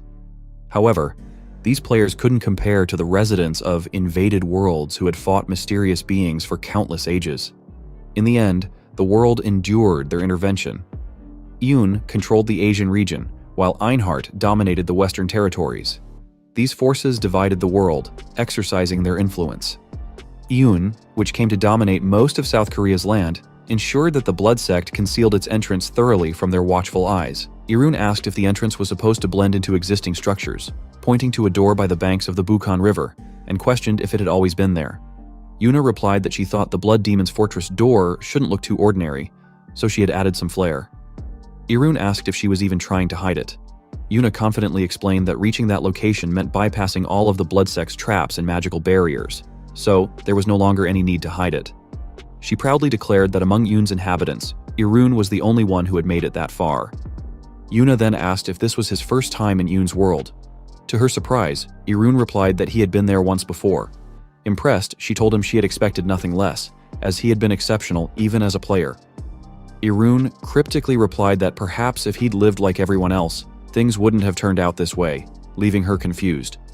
He told her not to mind it and ordered her to open the door, which she immediately did. Yuna placed her hand on the gate, releasing her demon power to unlock it. The group watched in silence as she worked. Eventually, she succeeded in opening the gate and welcomed him into the blood demon's fortress. Iraun stepped through and was shocked by the sight of the super poor, destroyed place.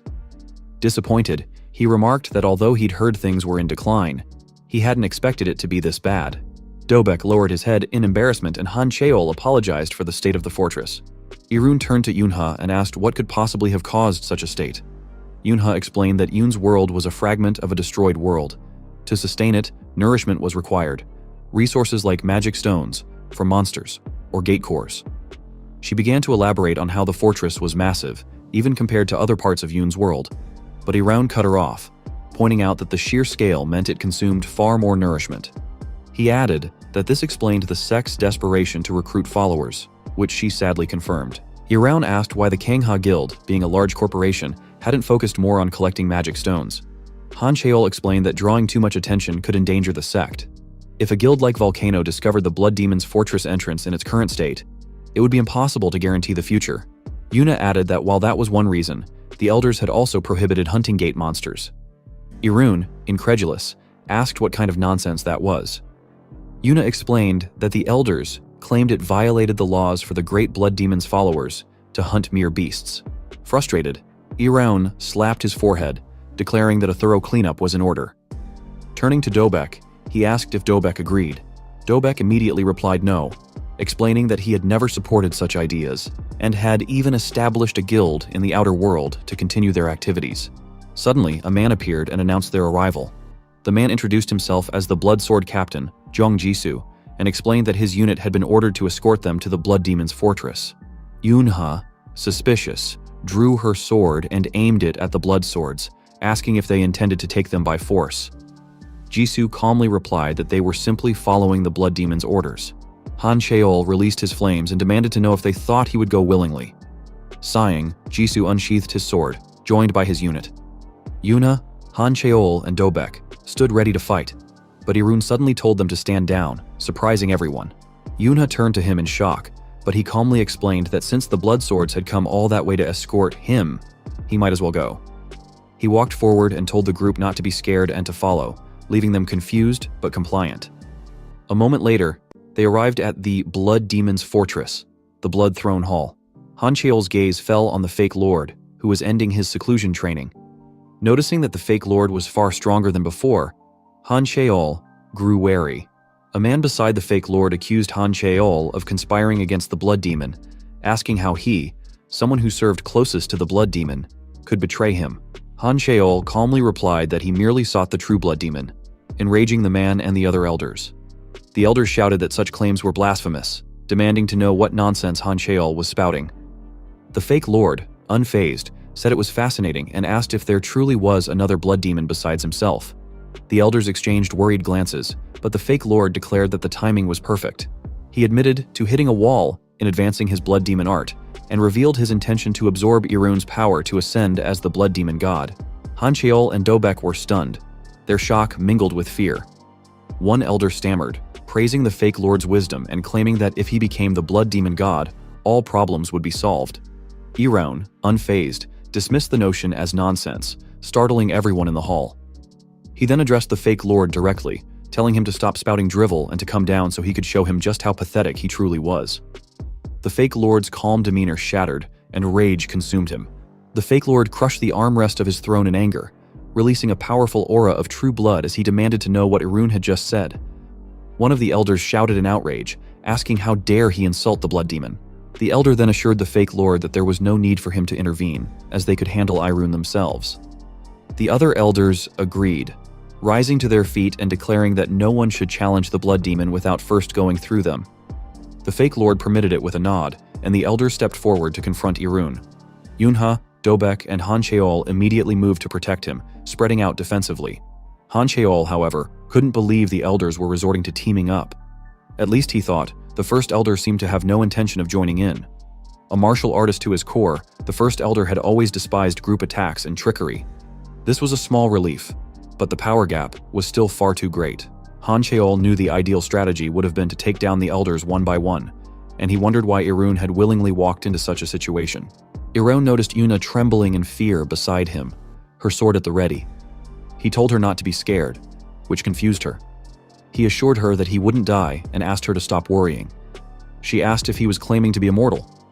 Irun replied that he wasn't exactly immortal, but he couldn't lose to those guys. He added that if he died, the world would perish. Until he found his masters, he had no intention of letting the world be destroyed. Still bewildered, Yuna asked what he was talking about. Irun explained that he had thought about it for 100 years, what he should do upon his return. At first, his answer had been revenge, but he realized he also owed a debt to his masters. His purpose now was to find everything his masters had left behind in the world and restore it. Once done, he vowed to place the entire world beneath his feet to ensure no one could take it away again. He fell silent for a moment, remembering Mu Wang's promise to grant him power. Smiling, he reflected that his masters were con artists, creating something precious for him to protect so he wouldn't destroy the world out of vengeance. Having made peace with their intentions, he decided to follow their plan. Turning to the elders, he called them half-wits and invited them to come at him. One elder inhaled deeply and spat ghost blood poison in his direction. Recognizing the danger, Han Cheol shouted for Irun to retreat.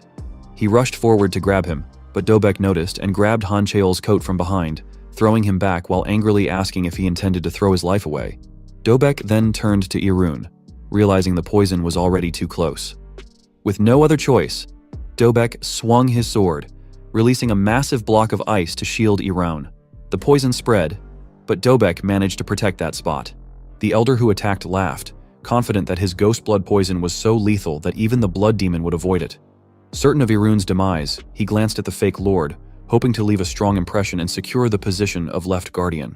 Han Cheol collapsed to his knees in despair, unable to believe they had fallen so easily. He wondered if this was truly the end. Luna assured her grandfather that the blood demon was safe. When he asked how she could be so sure, she acknowledged that the poison was lethal even to those at the breakthrough stage. Moreover, Irun's accomplishments lagged behind the elders, and he was vastly outnumbered. Despite this, her instincts screamed at her to follow Irun, declaring him their true blood demon and the savior of the blood cult. Amid the toxic poison, Irun remained calm, walking forward unscathed. He asked if is that it, his voice carrying over the hall. The elders were stunned to hear him speak. He criticized them, saying it was no wonder the blood cult was falling apart. They were stagnant, blind to the outside world while hiding in the Blood King fortress. Pointing to the elder who attacked him, he called them stagnant fools and asked if they even knew what martial artists outside were like. He mocked their ignorance, claiming they were barely on par with a large guild. Even when Han Cheol or the priestess tried to inform them of the outside world, they had refused to listen. One elder, infuriated, urged the others not to listen to Irun and to attack all at once. The elders drew their weapons and slowly approached. They launched their special attacks together, but before they could strike, Irun asked them if they knew why the blood demon is worshipped as a god. The elders suddenly froze, unable to move. Irun stared at them, explaining that the blood demon was worshipped because they were absolute to the blood cult. The elders struggled, but couldn't move an inch. Irun acknowledged that it was good to see that blood techniques had been properly passed down over the years. Han Cheol and Yunha watched in awe as the elders were immobilized like statues. Irun turned to Han Cheol and asked him who needed to be spared. Han Cheol stammered, naming the Blood Sword Brigade, the first elder, and the sixth elder. With a flick of his finger, Irun executed the remaining elders, their heads exploding into pieces. The fake lord was horrified, seeing the elders slain with such ease. Irun turned to him and remarked that if he had mastered blood techniques, he shouldn't have been able to escape the influence of the blood demon divine arts. He asked the fake lord why his head was still intact and mockingly called him a fake blood demon, enraging the fake lord even further. Irun looked at the fake lord and asked if he was right in thinking that the fake lord had been mixed, a comment that pushed the fake lord to his limit. Enraged, the fake lord shouted in anger, gathering his blood into his hand and forming it into a sword. Yuna gasped, recognizing it as the blood demon sword art, but Irun remained calm, silently staring at him. The fake lord declared that this was the third form of the blood demon sword art. Raising his sword high, he swung it down, releasing a blood dragon that roared to life and lunged toward Irun. The dragon engulfed Irun, consuming him entirely, and Yuna screamed in horror. The fake lord shouted triumphantly, declaring that he would shred Irun into pieces and reduce him to a mere puddle of blood. But just as the fake lord mocked him, a light appeared inside the dragon's mouth. With a simple wave of his hand, Irun shattered the blood dragon into pieces, telling him he is full of crap. The fake lord stared in shock and asked him what he just said. Irun questioned if calls that the blood demon sword art. Irun went on to explain that his master had never created anything like it. The fake lord stuttered, shouting that it was nonsense, but Irun calmly continued. He clarified that his master had never paired the blood demon divine art with any sword art. The fake lord was incredulous, asking if Irun was implying that his master had created the blood demon divine art. He scoffed, calling it absurd nonsense, as the founder of the blood demon sect was said to have died thousands of years ago. Irun dismissed the fake lord's claim, suggesting that some fool had likely invented the technique midway and passed it down. This enraged the fake lord further, and he dashed forward, swinging his sword while shouting at Irun to stop spouting nonsense. The fake lord's blade came crashing down, but to his surprise, Irun blocked it with a palm-sized blood shield. Unbothered, Irun said he didn't care anymore, and launched blood needles at the fake lord. The fake lord jumped back in shock as the needles pierced his body. Smoke began to rise from the impact points, and he realized the needles were forged from blood demon energy. The fake lord muttered in disbelief, wondering how such needles could exist. He began to feel his blood draining and his inner power scattering. Refusing to yield, the fake lord released a surge of energy, burning away the needles embedded in his body. Yuna was stunned that he could deflect the attack. The fake lord shouted that Irun's abilities were nothing but illusions and tricks, claiming he had never heard of such techniques. He raised his blood sword, declaring himself the true blood demon. As the fake lord unleashed a massive display of power, Iron remained still, observing calmly. The fake lord unleashed the sixth form of the Blood Demon Sword art, Blood Dragon Rampage. Everyone watched in shock as the fake lord sent the rampaging blood dragon hurtling toward Irun, its fiery energy threatening to burn him alive. Iron decided to respond in kind, releasing blood from his body and calmly forming a smaller blood dragon. He sent it toward the blood dragon rampage. The fake lord laughed mockingly, calling Iron's blood dragon a pathetic worm and declaring him pitiful. As the rampaging blood dragon opened its mouth to devour Iron's dragon, Iron's creation allowed itself to be consumed. Inside the larger dragon, a powerful light suddenly erupted.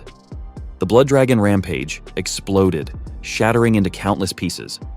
The room filled with smoke and dust as everyone shielded their eyes. When the haze cleared, Irun and the fake lord stood facing each other. But then the fake lord coughed up blood and collapsed to the ground in pain. The fake lord reflected in disbelief. He had felt the clash of their energies and was certain that Irun's level was at the extreme demon realm. Yet, despite being convinced his own level was higher, he had been overpowered. Irun asked the fake lord if he was correct in assuming that he was the youngest son of the blood cult, the brat who had suddenly appeared with the blood demon divine art and risen to become a promising heir. He expressed disbelief that people had actually elevated someone so incompetent to the position of cult leader. Irun added that the fake lord hadn't even mastered the blood arts. Then, Irun asked if the fake lord was connected to the celestial sect. The fake lord's reaction tells it all, and Irun smirked, saying that he was right. He declared that it was perfect, as he had many questions and would need the fake lord alive. The fake lord trembled with fury at Irun's words. His fists clenched tightly, and his energy erupted, cracking the ground beneath him. Grinding his teeth, he released an even stronger surge of demon power, transforming before their eyes. Shouting at Irun not to get cocky, the fake lord's body changed, revealing his ultimate form. Yuna stuttered in fear, and the others looked on in shock. She asked, her voice trembling, if the fake lord's new form could be the blood demon god. He told them it was impossible. It was reverse blood, a desperate final struggle. The fake lord then laughed loudly and shouted that he would absorb him and become the blood demon god. Yet, Irun calmly replied that if he could, he should give it a try. This infuriated the fake lord even more, and he dashed toward Irun, shouting at him to shut up. The fake lord attempted to grab Irun's neck with his sharp claws, but Irun stopped him by firmly holding his hands with both of his own. Irun asked the fake lord if he was correct in assuming that his plan was to overwhelm him with greater internal energy, calling him predictable. The fake lord shouted back, telling him not to be arrogant, boasting that his current energy surpassed even 2 hands combined. The fake lord activated his blood demon absorption technique, intending to absorb Irun's energy. He thought to himself that for over 20 years, he had been revered as the blood demon, having absorbed the blood of thousands, if not tens of thousands. He reasoned that while Irun had nullified all his previous attacks, he wouldn't be able to withstand the energy amplified by reverse blood. The fake lord smiled, convinced of his victory. Irun then asked calmly if the fake lord truly believed he couldn't withstand the amplified energy, shocking the fake lord. The fake lord wondered how Irun could speak so casually during such an intense energy battle that required complete focus. Irun explained that in a typical energy battle, the quantity of energy was critical, as it was a matter of overwhelming the opponent with sheer power. However, the blood demon absorption technique functioned differently, as it absorbed rather than burned energy. In such battles, he added, the crucial factor was not the amount of energy, but how it was handled. Irun told the fake lord he would show him the proper way. Releasing his demon energy, he tightly held the fake lord's hands. Veins began to bulge and become visible on Irun's skin. The fake lord was shocked when Irun started absorbing his energy, and he screamed in pain. Yuna and Hanchel watched in awe as the fake lord's once vibrant blood-red hair gradually turned white and his body thinned. Eventually, the fake lord collapsed. When he awoke, he found himself in a dark, unfamiliar place. He looked around in confusion but soon sensed a powerful presence behind him. Turning, he saw an immense blood demon power, unlike anything he had ever encountered. Stunned and trembling in fear, the fake lord watched as the figure approached. It was Irun, smiling.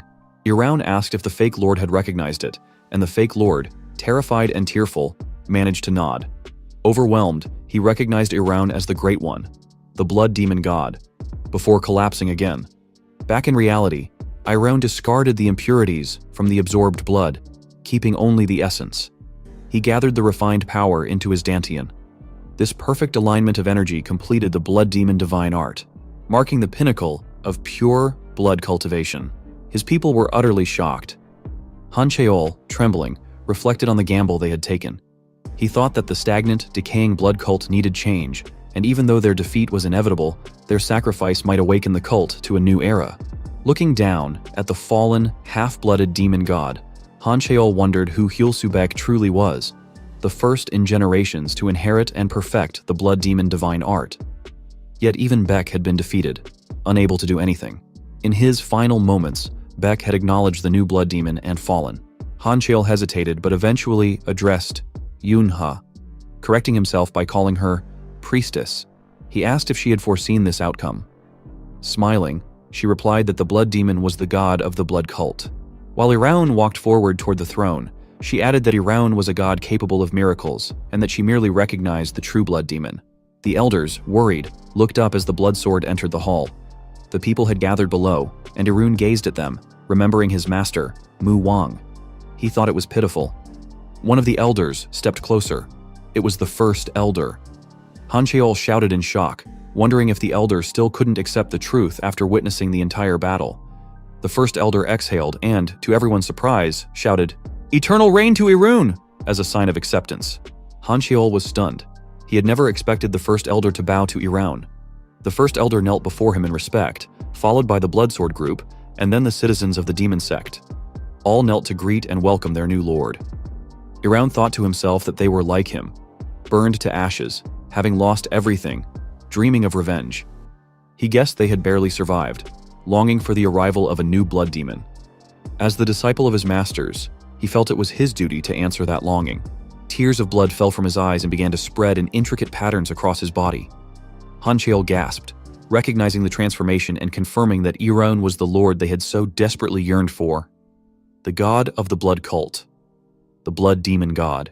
They all bowed deeply, laying their heads on the floor when they saw the image of the blood demon god emanating from him, repeatedly praising him. Slowly, he calmed himself and suppressed his blood demon god power. The first elder and the others continued to greet him out of respect, but he ordered them to stop. Descending from the throne, he remarked that he had expected this reaction.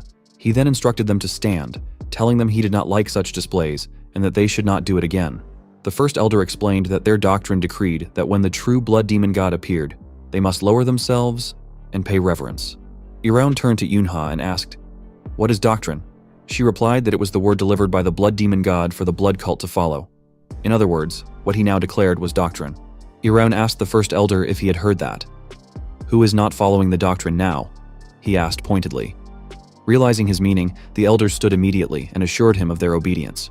Suddenly, Baek moved behind him, and Dobek instinctively reached for his sword to finish him off. However, Iraun told Dobek not to bother, as Baek was as good as dead already. Looking at Baek, Iraun thought to himself that he had completely broken down after encountering that thing. Iraun then declared that he was going to hunt the Cheon clan as well, prompting the first elder to ask what he meant. Iraun simply replied that he would show them. Raising 2 fingers, he aimed at Baek's head. Baek collapsed again, shocking the elders. With precision, Iraun controlled Baek's body, forcing him upward. Baek's fingers twisted unnaturally, breaking in multiple directions as veins bulged grotesquely from his skin. The elders were horrified, recognizing the reverse transformation technique. Dobek asked if they were seriously saying that no one had noticed the use of this technique until now. Han Cheol questioned whether even the former blood cult leader had failed to suspect anything. Iraun interjected, reminding them that Baek was from the Cheon clan. When Han Cheol tried to explain further, Iraun cut him off, asking if he already knew about the martial arts that allowed Baek to secretly alter his body, the heavenly demon technique. Han Cheol was shocked, recognizing the implications, but Iraun dismissed the topic, saying they would discuss it later. He then called Yunha, and she responded immediately. He asked her if the pool of 10,000 blood was still intact. Soon after, they descended into the basement, where Iraun felt a surge of energy that made his entire body feel purified.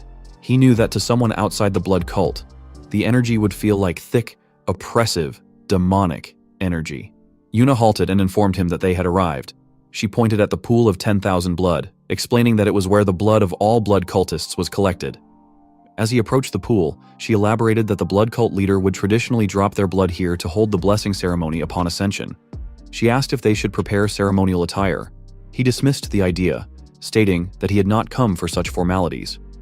When she protested, he asked her what she thought a god was. Stammering, she eventually replied that the blood demon god standing before her was the true god of their world. Iraun sighed in frustration and asked if she thought he wanted that answer. He explained that he was asking what normal people thought a god was, and what made someone a god. Yuna replied that a god was a transcendent being who fulfilled human desires and led them to a glorious life. Iraun nodded, agreeing, and asked why he should be called a god. He added that while he had punished others and defeated elders, such actions did not make him a god. Yuna argued that simply having control over the blood arts was enough. Iraun disagreed, saying she did not yet understand what it truly meant to be a god.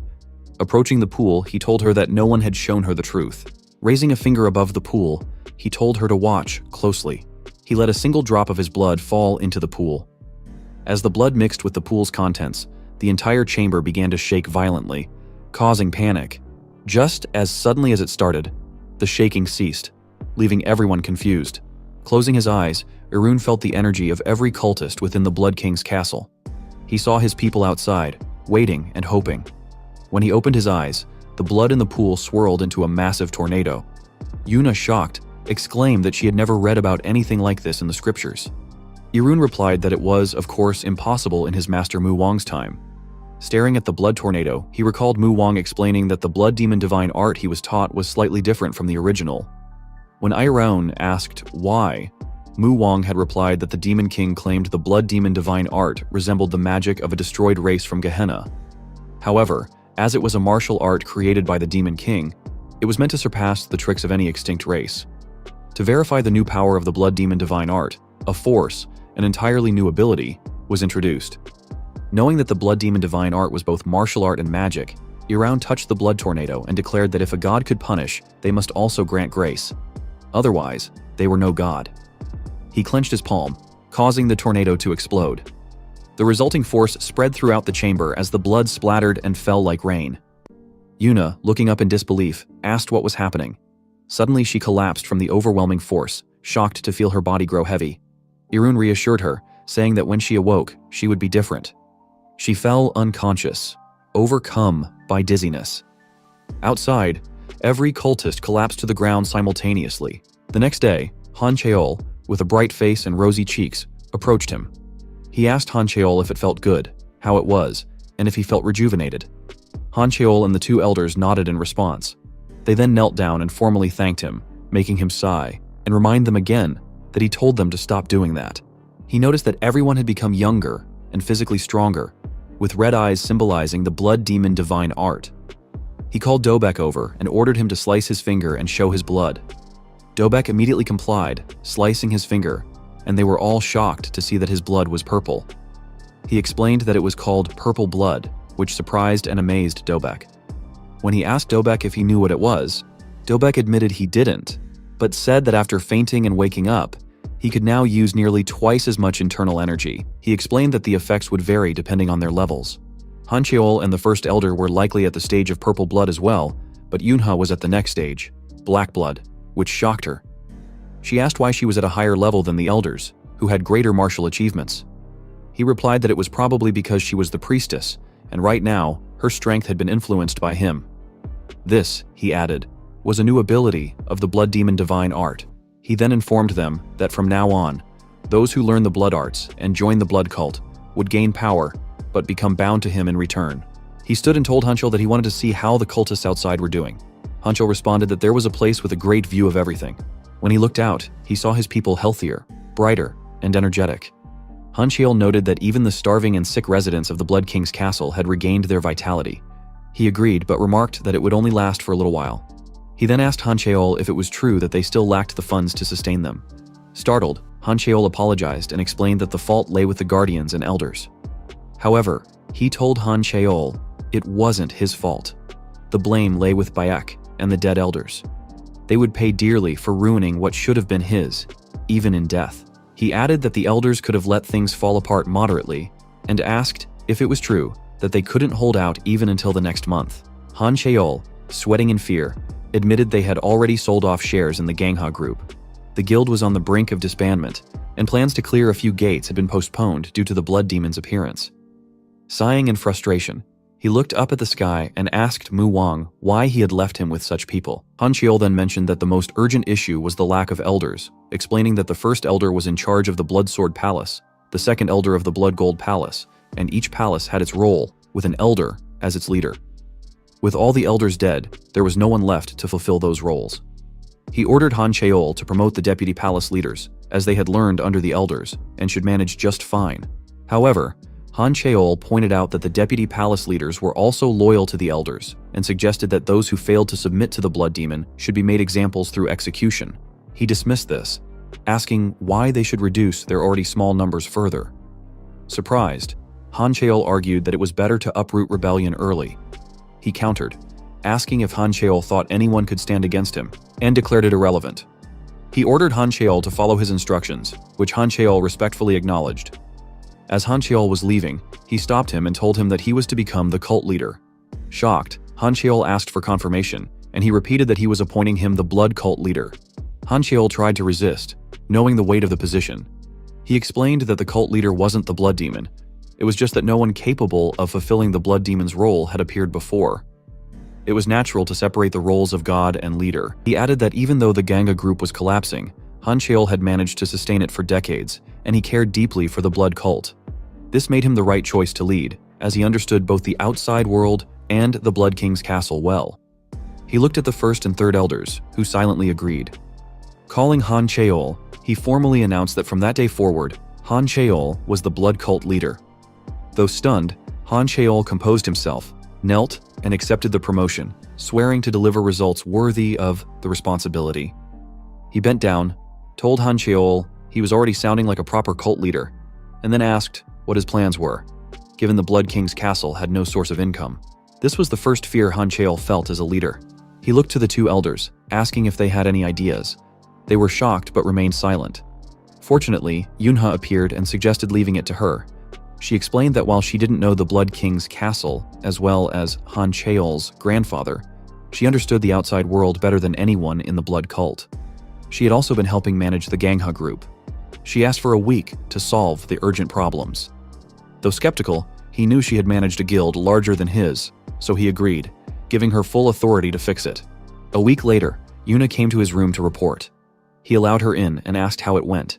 She replied that she had sold the shares and assets of the Ganga group, shocking him. He asked her to repeat what she just said. When she confirmed that she sold the shares and assets, he asked if it was really necessary.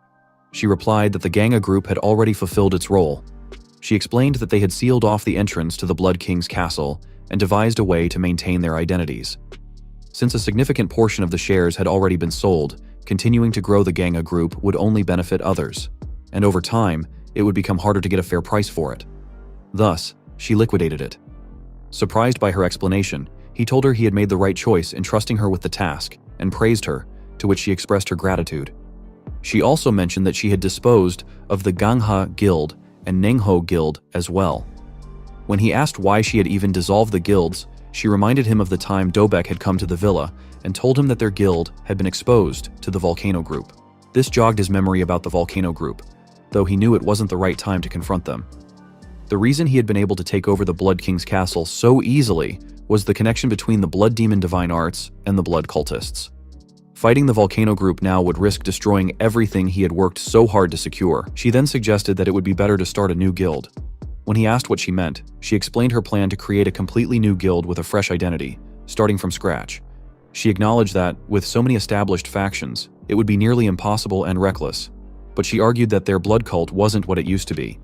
He agreed that they had improved somewhat, but pointed out that they were still struggling just to survive. This caused her to collapse to the floor in frustration, asking if that was really the case.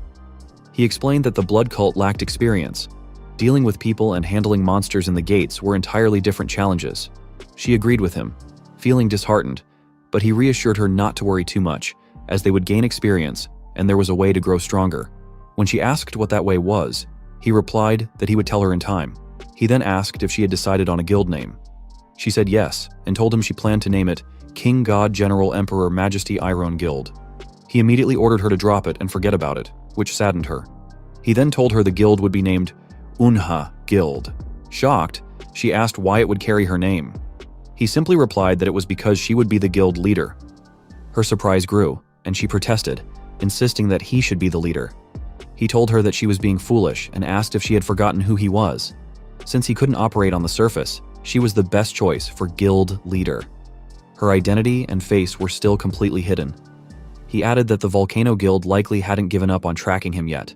Days later, in Namyangju, at a D-rank gate, zombies were launching forward to attack when a man managed to sever its fingers. As a giant zombie approached, he stabbed it in the chest and reported that the hunt was complete.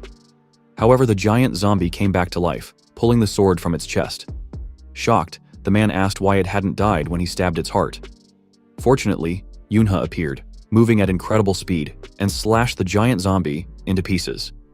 She threw a holy enchantment to the man and told him that undead creatures wouldn't die unless weapons were coated with holy enchantment. The man caught it and responded that he understood. Another man reported to her that the area was cleared. She praised their good work and ordered them to begin. They placed their hands on the ground near the zombie corpses. As she watched, she remembered Irune teaching her the blood demon absorption art. She had been shocked at the time and asked how it was possible. He explained that it wouldn't have been feasible before, but now it was because they were connected to him. The cultists, who were also members of the Yunha Guild, successfully used the absorption technique to draw the blood from the zombies. Later, at the underground bar in Pier Dongdaemun, customers were talking about a guild in Namyangju that was making waves recently. One mentioned that they were called the Yunha Guild, and that rumors suggested they were successors of the Zhongjingyo. Others were discussing how Chiang and Wu from the Volcano Guild was mobilizing and wondered what was happening. Iraun walked to the counter where Ho-seok noticed and recognized him. Pouring a drink, Ho-seok commented that if this was about holding a grudge over their last request, they shouldn't get involved. He asked if Irune didn't understand that the nature of their work in a place like this often led to such situations. He then offered the drink to Irune, who took it and drank. Ho-seok asked if Irune had joined the cult, noting that Black City maintained close ties with the blood cult. If he were a cultist, it probably wasn't a personal matter. Irune replied that it was true. Curious, Ho-seok asked what brought him there. Irune responded that he was there for the Darknet's access rights. Ho-seok told him he wouldn't have the authority to make that kind of request.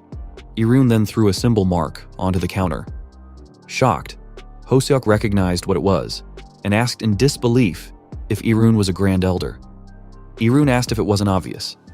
Ho-seok admitted he didn't understand how that could be, but added that such a request would require a hefty price. Irune calmly told Ho-seok he had some information for him. Nervously, Ho-seok asked what information he was referring to. Irune replied that the blood demon of this generation was being replaced. Ho-seok asked him what he meant by the replacement of the blood demon. Ho-seok couldn't believe it and shouted that it was impossible, but Irune simply asked him why he thought it was impossible and told him that he spoke as if he knew a lot about the Blood King's palace. A sharp piece of blood then appeared near Ho-seok's neck, horrifying him. Irune told Ho-seok that he seemed to know a lot about the Blood King's palace, but he didn't know about the replacement of the blood demon, which meant there was a rat in the Blood King's palace. Yet, Ho-seok just asked him if he even realized what he was doing, but Irune asked him back if he was one of the elders or a member of the blood sect. Ho-seok simply warned him not to do something he would regret while reaching for the sword hidden under the counter. Irune then felt the gaze of the men behind him and heard Ho-seok grab the sword. He released the spiked blood he had aimed at Ho-seok while saying that it didn't matter now and asked about the authority over the Darknet. Ho-seok replied that he couldn't grant authority over the Darknet from his position and that he had to report it to the higher-ups to get permission. Irune told Ho-seok that he already knew that much, but what he was saying was that he had to meet him, the Black King, which shocked Ho-seok and everyone inside the bar. Ho-seok and the others then aimed their swords at him, warning that he was crossing the line. Ho-seok furiously asked if he really thought he could say that name here and survive, but Irune simply asked him back if he was just overreacting because of his name. Ho-seok told him that it seemed becoming an elder was a lie, given that he didn't know anything, and if that was the case, it meant he was not from the blood sect. Ho-seok then asked him what his purpose was, piercing the tip of the sword into his neck while warning him that if he spoke the truth, he would let him go without pain. Yet, Irune simply said, "Blood." Ho-seok was confused. He then looked at his sword and saw blood crawling along it. Irune watched it spread and told Ho-seok, "The blood is flowing." Eventually, the blood crawled onto Ho-seok's hand and spread inside his body at an alarming speed. Ho-seok gasped in pain, worrying his men. Irune explained to Ho-seok that the blood of the true blood sect was immune to all poison, which meant that poison dissolved in whiskey was meaningless. However, the same poison, when introduced into blood immune to all toxins, could become a fatal and deadly poison. He then watched Hoseok struggle and tremble in pain. Hoseok's men furiously aimed their swords closer to Iran, but he simply told Hoseok not to worry because he wouldn't kill him. He also stated that he didn't want to damage the relationship between the Blood Sect and the Black King. He then asked Hoseok if he was right in believing that he should be qualified to meet the Black King. But still, Hoseok disagreed. Iran released his blood onto the floor while asking Hoseok if he was correct in saying that the former blood demon had saved the Black King's life. He then released a swarm of blood spikes from the blood on the floor and told Hoseok that, in order to repay that favor, the Black King had been helping the Blood Sect ever since. The blood spikes surrounded the men behind him. He glanced back at them and told them that he was the new blood demon of the Blood Sect, shocking Hoseok even more. However, Hoseok still couldn't believe it and thought it was ridiculous. Suddenly, a man's voice spoke, stating that if that was the case, then he was fully qualified. The statement surprised Hoseok, who then asked the Black King if he had been watching everything. Hoseok was stunned in shock upon hearing the Black King speak himself. Iran then reabsorbed his blood and removed the poison from Hoseok's body. He then ordered Hoseok to guide him to the Black King. A moment later, they arrived at the party bar, where people were dancing inside. Iran followed Hoseok, complaining that it was noisy, but Hoseok remained quiet, wondering if Iran wasn't nervous. After all, he was the Blood Demon, but to the Black King, who ruled the darkness across the entire Asian continent, he was nothing more than the ruler of a collapsing world. Yet, Hoseok wondered why the Black King wanted to meet him personally. They eventually arrived at the VIP room, guarded by two massive men. One of the guards stopped them and told Hoseok that he couldn't go any further. Hoseok looked back at Iran and told him that this was as far as he would go. He then walked past Iran, wishing him good luck. Once Hoseok was gone, the two guards nodded at each other before one of them scanned a card, unlocking the gate. The guard then told Iran to follow him, which he did. As he walked upstairs, he noticed how skilled the guard was. It was a shame he was just a gatekeeper here. He then glanced back at the people inside the club, realizing that most of them were high rankers of the Black Sect. As they reached the top, the guard stopped walking and told him that this was it. Iran continued past another set of stairs, walking past the guards stationed on each step. He eventually reached the top, and when he touched the door, it suddenly vanished, transporting him inside a house. He looked around and saw a man seated on the sofa. The man casually explained that he didn't mean to surprise him, and that, since he was a somewhat important figure there, security was tight. The man then welcomed him, but Iran remained silent. The man then introduced himself that he is the master of that place, the Black King. The Black King then offered him a seat, which he accepted and sat down with his feet crossed. The Black King then asked him if he would like a glass and told him that it was quite a decent drink, but he replied no, and explained that even if he drank, he wouldn't get drunk, but thanked him for the offer. To which the Black King replied that he understood and snapped his fingers, making the bottle of alcohol disappear instantly. The Black King then asked him the reason he wanted to meet him, but he simply asked if he was right that he kept aiding the blood cult. The Black King replied that the world of grace cherishes kindness. He asked the Black King what nonsense he was talking about and told him that there must be another purpose behind it, which made the Black King smirk. The Black King then explained to him that the information about the replacement of the Blood Demon was quite valuable because it filled in many of the strange gaps, and now the puzzle was complete. The Black King then asked him if the one leading the blood cult now was Kanghan Cheol, but he just asked him back if there were still more rats left. The Black King replied that there was no way, and asked him if he was right that Elder O had died, making him realize that O was the rat. The Black King then laughed and told him that they should just call themselves friends, exchanging necessary information, and although O was a fool who lagged behind in the changing flow of time, allowing someone like Han Cheol to lead the blood cult, unlike those idiots, was a proper decision, because thanks to it, they were expanding their influence by establishing the Galaxy Guild under Yuna's lead. The Black King then stared at him and asked him if it meant the blood demon and the blood cult leader coexisted, but he just replied who knows and asked if it wasn't the principle of the black market that information comes at a cost, to which the Black King replied that it was correct, but he had far too many questions for him and called him Mr. Li Iran, which pissed him off. The Black King then told him that Shin Hong of the Volcano Guild's raid team had died at the monster carcass disposal site, and Shin Hong went there after hearing that a slave he cared about had died. He added that on that day, a large hole was found in the ceiling of the disposal site, and most of the volcano slaves had reportedly escaped. Meanwhile, someone came to the black market branch, mentioned an incident from 5 years ago, and accepted a request. But coincidentally, the slave Shin Hong cared about had also been enslaved 5 years ago. The Black King then asked him if he thought all of it was just a coincidence, but he simply replied that he didn't believe in coincidences or fate, which confused the Black King. He then glared at the Black King while releasing a bit of his aura and told him that he created the future he desired with his own hands, which surprised the Black King. The Black King then realized that he deliberately left clues about himself and told him that he was far more interesting than he thought. He then told the Black King that thanks to him, he had made it that far, and that it was still a bit burdensome for him to track him down personally, making the Black King ask if he meant for now and then, bursting out laughing. The Black King then shouted that it was excellent and that it seemed like it would be a great deal. The Black King then told him to speak and asked him what he wanted. After their talk, the Black King appeared in someone's office and fixed himself before the gate opened. The Black King then walked inside quietly and kneeled down while reporting that he had returned. He then called a lady looking out of the window his master.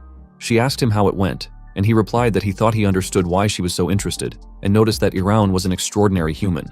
But how a former player created a core, gained the power of a martial artist, and became the blood demon was still unknown. Moreover, even Iran's background couldn't be read, making him wonder if Iran could truly be the legendary blood demon god. She then told him that at first she thought it might be the work of the Volcano Guild, but the Volcano Guild hadn't even identified Iran's existence, nor achieved the feat of creating a core for players. She then tightly gripped her hand and shook, making the Black King ask her what she saw.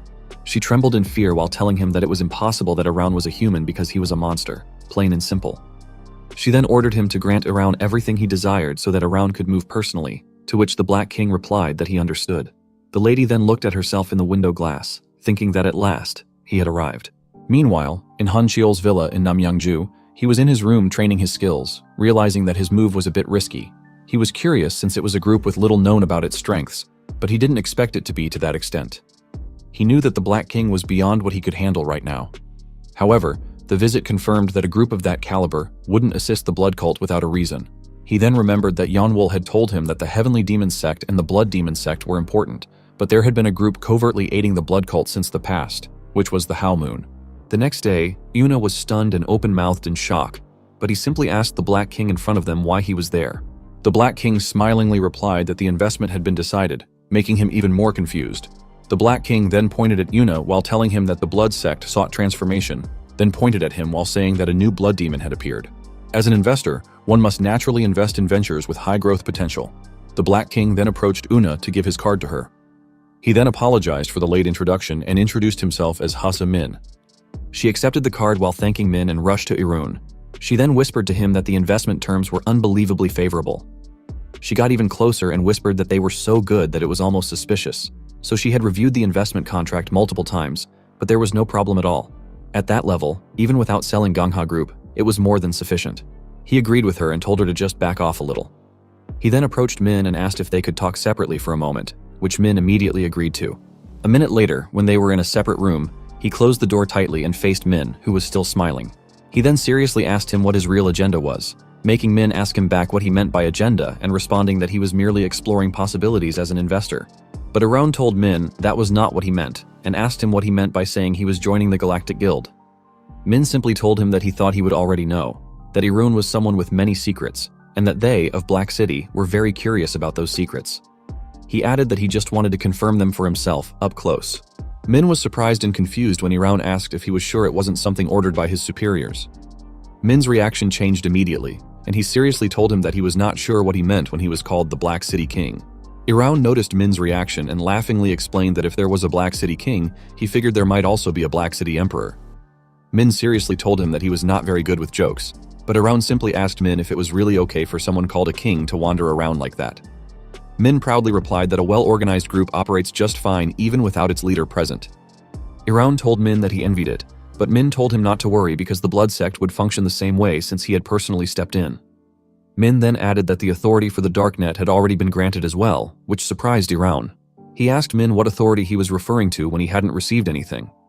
Min told him that the Darknet wasn't a mere object and explained that it was the secret meeting place where all the world's information converges and that the authority referred to the right to participate there. However, since it would be burdensome for him to reveal himself directly, Min would act as his proxy for the time being. Upon hearing Min's offer, Irun asked him what about the thing he had been searching for, and Min replied that he was just about to tell him that he had found the magic user. Irun knew that the magic user was Bondeno and remembered Bondeno telling him that he was like him, making him naturally think that Bondeno would be dead. Min then typed something into his phone while telling him that there was a problem. He then gave the phone to Irun and told him that Bondeno's dungeon, Armo's location, had been exposed, which surprised him. Min then told him that it was in Ganghwa Island, within the sphere of influence of the Hainam Guild. The next day, in Armo's dungeon, an elder shouted for everyone to gather around. He then introduced himself as Yuk Sagul, an elder of the Hainam faction. The others were excited to see Sagul, knowing that he was the Swift Sword. They then respectfully greeted him, saying that if someone like him stepped in, things would become much easier. However, a player was pissed upon seeing Sagul, and the man asked how annoying the elder would turn out to be. But then, the man was shocked when Sagul appeared next to him. The man broke into a cold sweat in fear and tried to explain in a stuttering voice while wondering how long Sagul had been listening. But then Sagul punched him in the stomach, causing the man to cough up blood and kneel on the ground, holding his stomach in pain. Sagul then called the man a maggot and took his sword out while telling the man that his head was filled with demonic energy. Sagul then pointed the sword at the man's head and told him that he would personally extract that demonic energy from his head, making the man beg Sagul to forgive him. But Sagul just raised his sword to kill the man. Fortunately, someone covered the man from Sagul and shouted for him to stop. Sagul asked the players if the man in front of him was one of their guild members, and if he was the guild master of Gyodong, Kang Chiolwu. Yet Sagul told them that even if Chiolwu was a member of their guild, he couldn't stop because it was his duty as a righteous martial artist to eradicate demonic energy. Chiolwu told Sagul that the man was not demonic and that he would vouch for him, making Sagul angrier and asking Chiolwu if he was saying he was wrong. Yet Chiolwu swore that he would prove it in the dungeon, which surprised Sagul but calmed him down. Sagul then put his sword back and told Chiolwu that if he was willing to go that far, he would trust him and watch closely. Sagul then walked away, shouting to everyone that they would be entering soon, so they should finish their preparations quickly. Chiolwu then reached for the man's hand and explained to his members that, to them, players like them were nothing but dogs, because unlike them, who grew stronger through training and enlightenment, players only grew stronger by killing monsters, so they saw the players as despicable beings. Chiolwu then warned the man that if he couldn't bite, he shouldn't bark because that was the only way to survive and grow old as a mutt.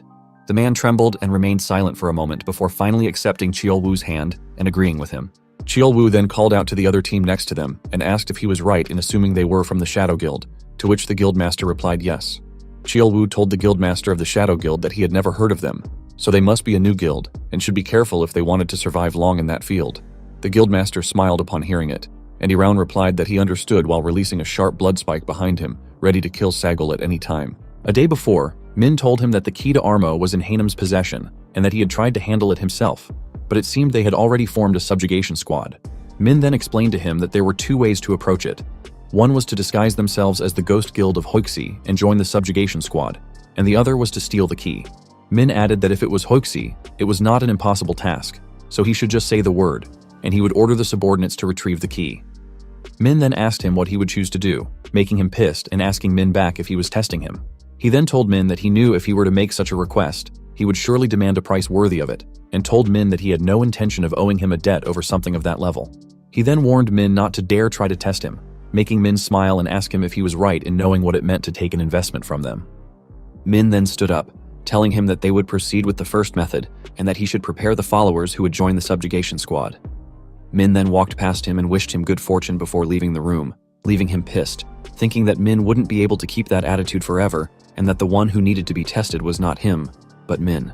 Back at the Armo dungeon, Sagul swiftly swung his sword forward, striking the huge wall in front of them and shattering it into pieces. The others then praised Sagul for being impressive because he had cut down the massive wall, making Sagul laugh and reply that at the very least, it was what was expected of an elder of Hanem. Sagul then glared at the players and asked them what they were all standing around for. He then ordered them to move ahead quickly, to which Chiolwu replied yes, and that they would proceed immediately. Chiolwu then told his team that they should head to the Gyodong Guild. The players then started walking forward while Sagul called them worthless fools. Chiolwu then told his team that, as they had heard, they were the scouting party, so they should prioritize investigating the interior of the dungeon and report any anomalies, to which they all replied that they understood. Chiolwu warned them to be cautious of magical traps as they proceeded since it was a dungeon created by magicians, but he was unaware that one of his men was about to step on a trap. When he noticed it, it was too late, and the man stepped on it.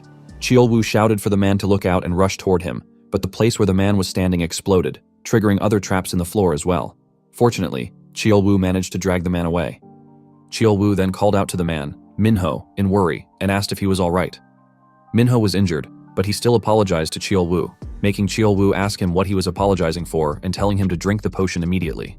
Chiolwu then walked to the front and was relieved that there were no severe injuries, but then Sagul appeared, saying that he couldn't believe they couldn't even avoid it and called them pathetic fools. Sagul then told them that there was no time to whine and ordered them to move to the next area at once, but Chiolwu responded that if they proceeded without treating the injured, it would only cause further delays and begged Sagul to allow a brief moment for treatment. However, Sagul told Chiolwu that if they hadn't triggered the trap in the first place, it wouldn't have happened, and warned him that this time, he would give him one chance, but there wouldn't be a next time, to which Chiolwoo agreed and thanked Sagul for it. Sagul then turned around and walked away while shouting that they would take a short break, regroup, and recover. Chiolwoo then looked around and noticed Iraun and Jisoo next to him. He was shocked that they didn't have a single scratch on them, and more than that, they were spotless, without even a speck of dust, making Chiolwoo wonder if they were equipped with some extraordinary item and think about how expensive such items must be. Jisoo used telepathy to ask Iraun if he should cut Chiolwoo down because he kept staring at his face. But Iraun angrily told Jisoo not to overdo it and explained that Bondeno was no ordinary opponent, which meant breaking through that dungeon wouldn't be easy. He added that if an opportunity arose, he would speak, but until then, Jisoo should avoid drawing attention, to which Jisoo replied that he understood. Suddenly, a lady rushed to them, calling out to Chiolwoo and reporting that it seemed they had found the exit. Chiolwoo told her that it was perfect timing and that the regrouping was nearly complete, but then the lady told him that there was a problem, which confused Chiolwoo. A moment later, they arrived at the exit and saw a sacrificial magic circle in front of it. Chiolwoo told them that the correct course of action would be to retreat for now, bring in technicians, and deactivate it before proceeding. However, Sagul just told them to step aside and took out his sword. Activating his Blue Wave Sword ultimate technique, Great Blue Wave, he released it toward the magic circle. His power struck the magic circle perfectly, and he confidently told them that destroying and moving past a mere magic trap should be enough. They then waited for the smoke to clear, but when it did, Sagul was shocked to see that the magic circle was still intact. Sagul couldn't believe that it didn't even have a scratch and wondered if it was truly a sacrificial magic circle. He knew it was strange for something like that to appear there, far from the Western lands. But then he remembered his sect leader telling him that he looked forward to good news, making Sagul think that he couldn't face his sect leader if they were to retreat like that. Chiolwoo suggested to Sagul that they withdraw for now, but Sagul simply responded that if it was a sacrificial magic circle, they should just offer a sacrifice, which shocked Chiolwoo and made him think that the insane old man was really going through with it. Sagul then told them that he would give them the chance to die honorably. Chiolwoo reminded Sagul that their mission was reconnaissance, so there was no reason for meaningless sacrifices. However, Sagul just shouted at Chiolwoo to shut up and asked if he had any guarantee that those sorcerers would stay trapped inside forever. He questioned what would happen if they escaped and harmed their comrades elsewhere, and if he believed that powerless fools like them could stop those sorcerers, which left them all in shock. Sagul then aimed his sword at them and told Chiolwoo that if he still claimed he was wrong, he would consider him one of the sorcerers and kill him himself. Sagul then asked Chiolwoo if he hadn't said he would prove he was not one of them and ordered him to choose who would be the sacrifice. Chiolwoo clenched his teeth in anger, thinking that he had always lived as a player, ready to face death at any moment. However, dying because of those trash's greed felt like a meaningless death. Chiolwoo then wondered if it was a death that suited someone like him, someone who had chosen to live as a stray dog. He then replied that he couldn't choose, but then Iraun asked Chiolwoo something using telepathy. Chiolwoo peeked back at him, recognizing his voice and confirming that it was indeed him, making Chiolwoo wonder if he was really using telepathy right now, and how a player could use a martial artist's technique.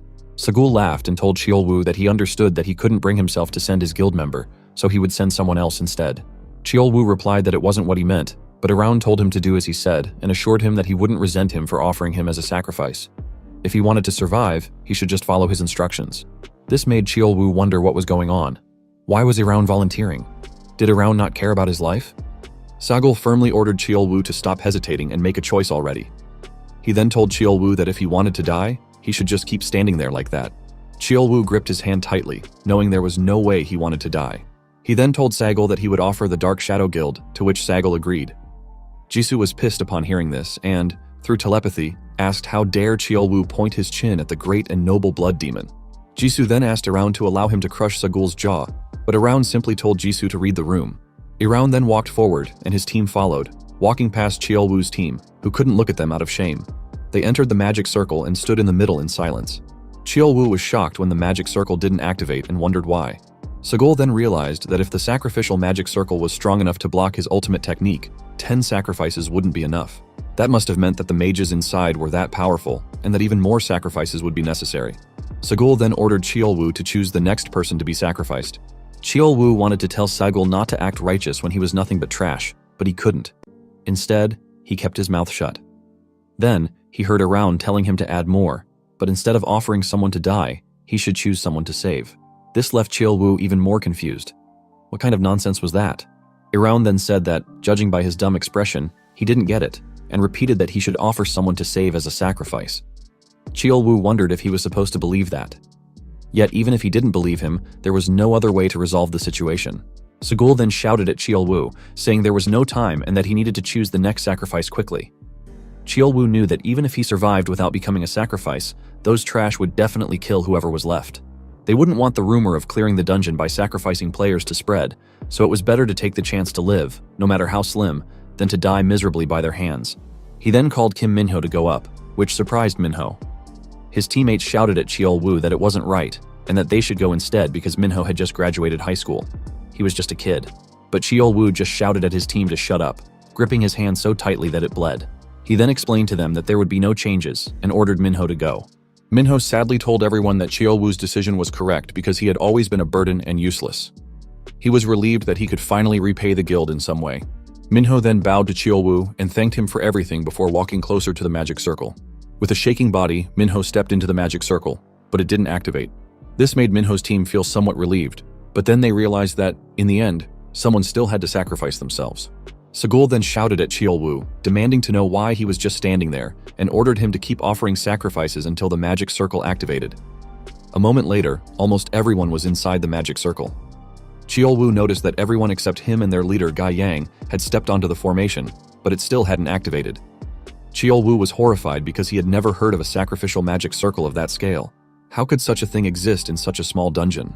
He then looked at Around, wondering what he had done to the magic circle. Could someone like him, a player, really pull this off?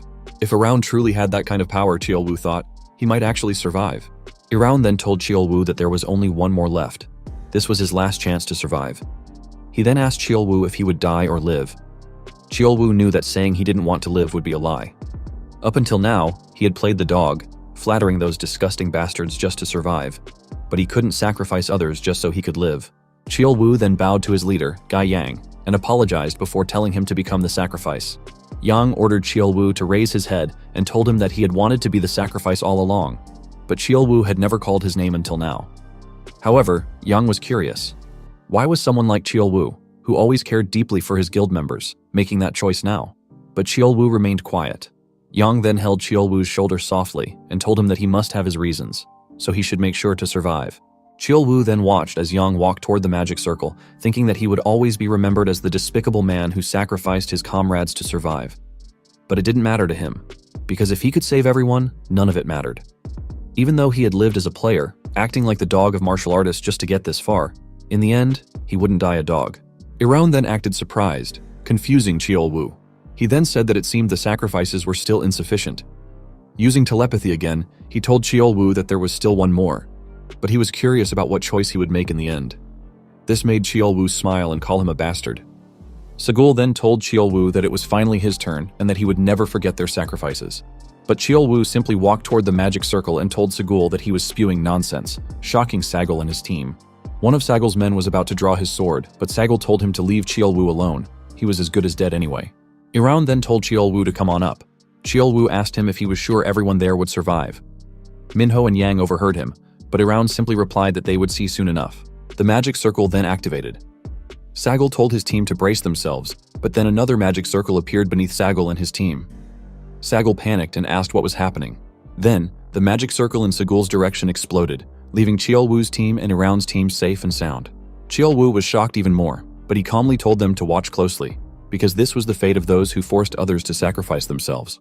The ceiling collapses due to the powerful explosion from the magic circle while they remain inside the safe magic circle. As they wait, he tells Chiolwoo that the magic circle had been like that from the beginning, and that if a sacrifice is offered, the passage explodes. Chiolwoo asks how he knows this, but he simply replies that he just knows a lot of things. Chiolwoo then comments that it's a relief and that luckily the number of sacrifices matched the number of players, because if it hadn't, he might have ended up in there too. However, he is shocked when he is told that originally, only one sacrifice was required. He then explains that while he cannot destroy or create a new magic circle yet, modifying one is easy. Chiolwoo finds it hard to believe that a martial artist can modify a magic circle just by transmitting their aura, and wonders if a player can do the same.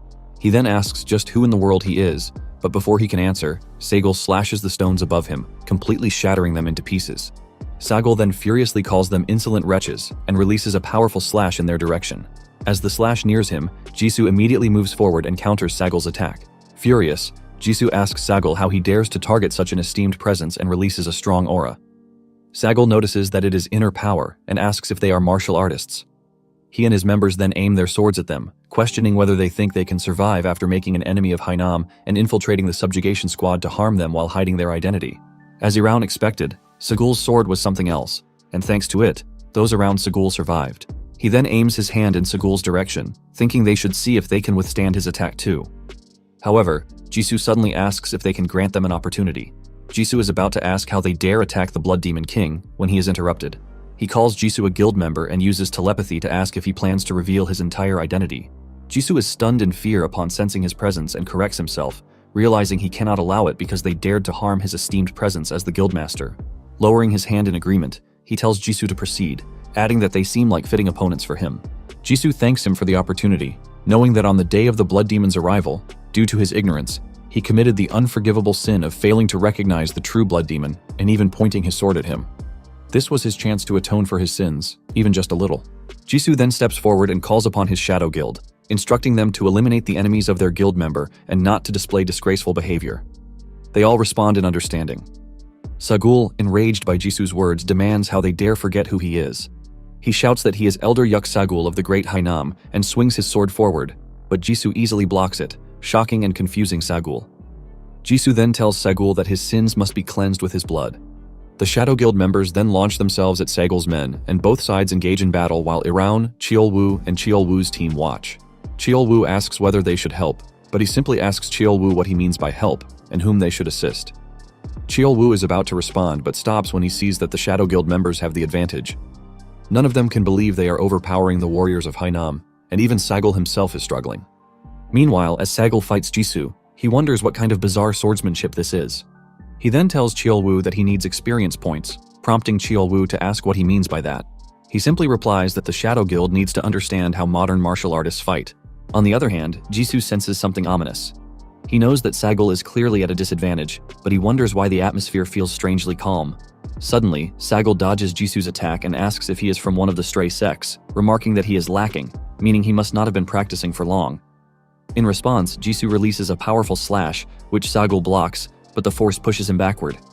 Still, Sagul remains composed, raises his sword, and tells Jisoo that he will show him the true sword of Hainam. Jisoo is shocked by Sagul's power and immediately leaps forward, noticing that Sagul's stance has changed. He intends to end the fight immediately. Jisoo launches his sword at Sagul, but Sagul easily blocks it, surprising him, as he was sure he had aimed for an opening. Sagul then activates his skill, Haste, and speeds behind Jisoo before he can even notice.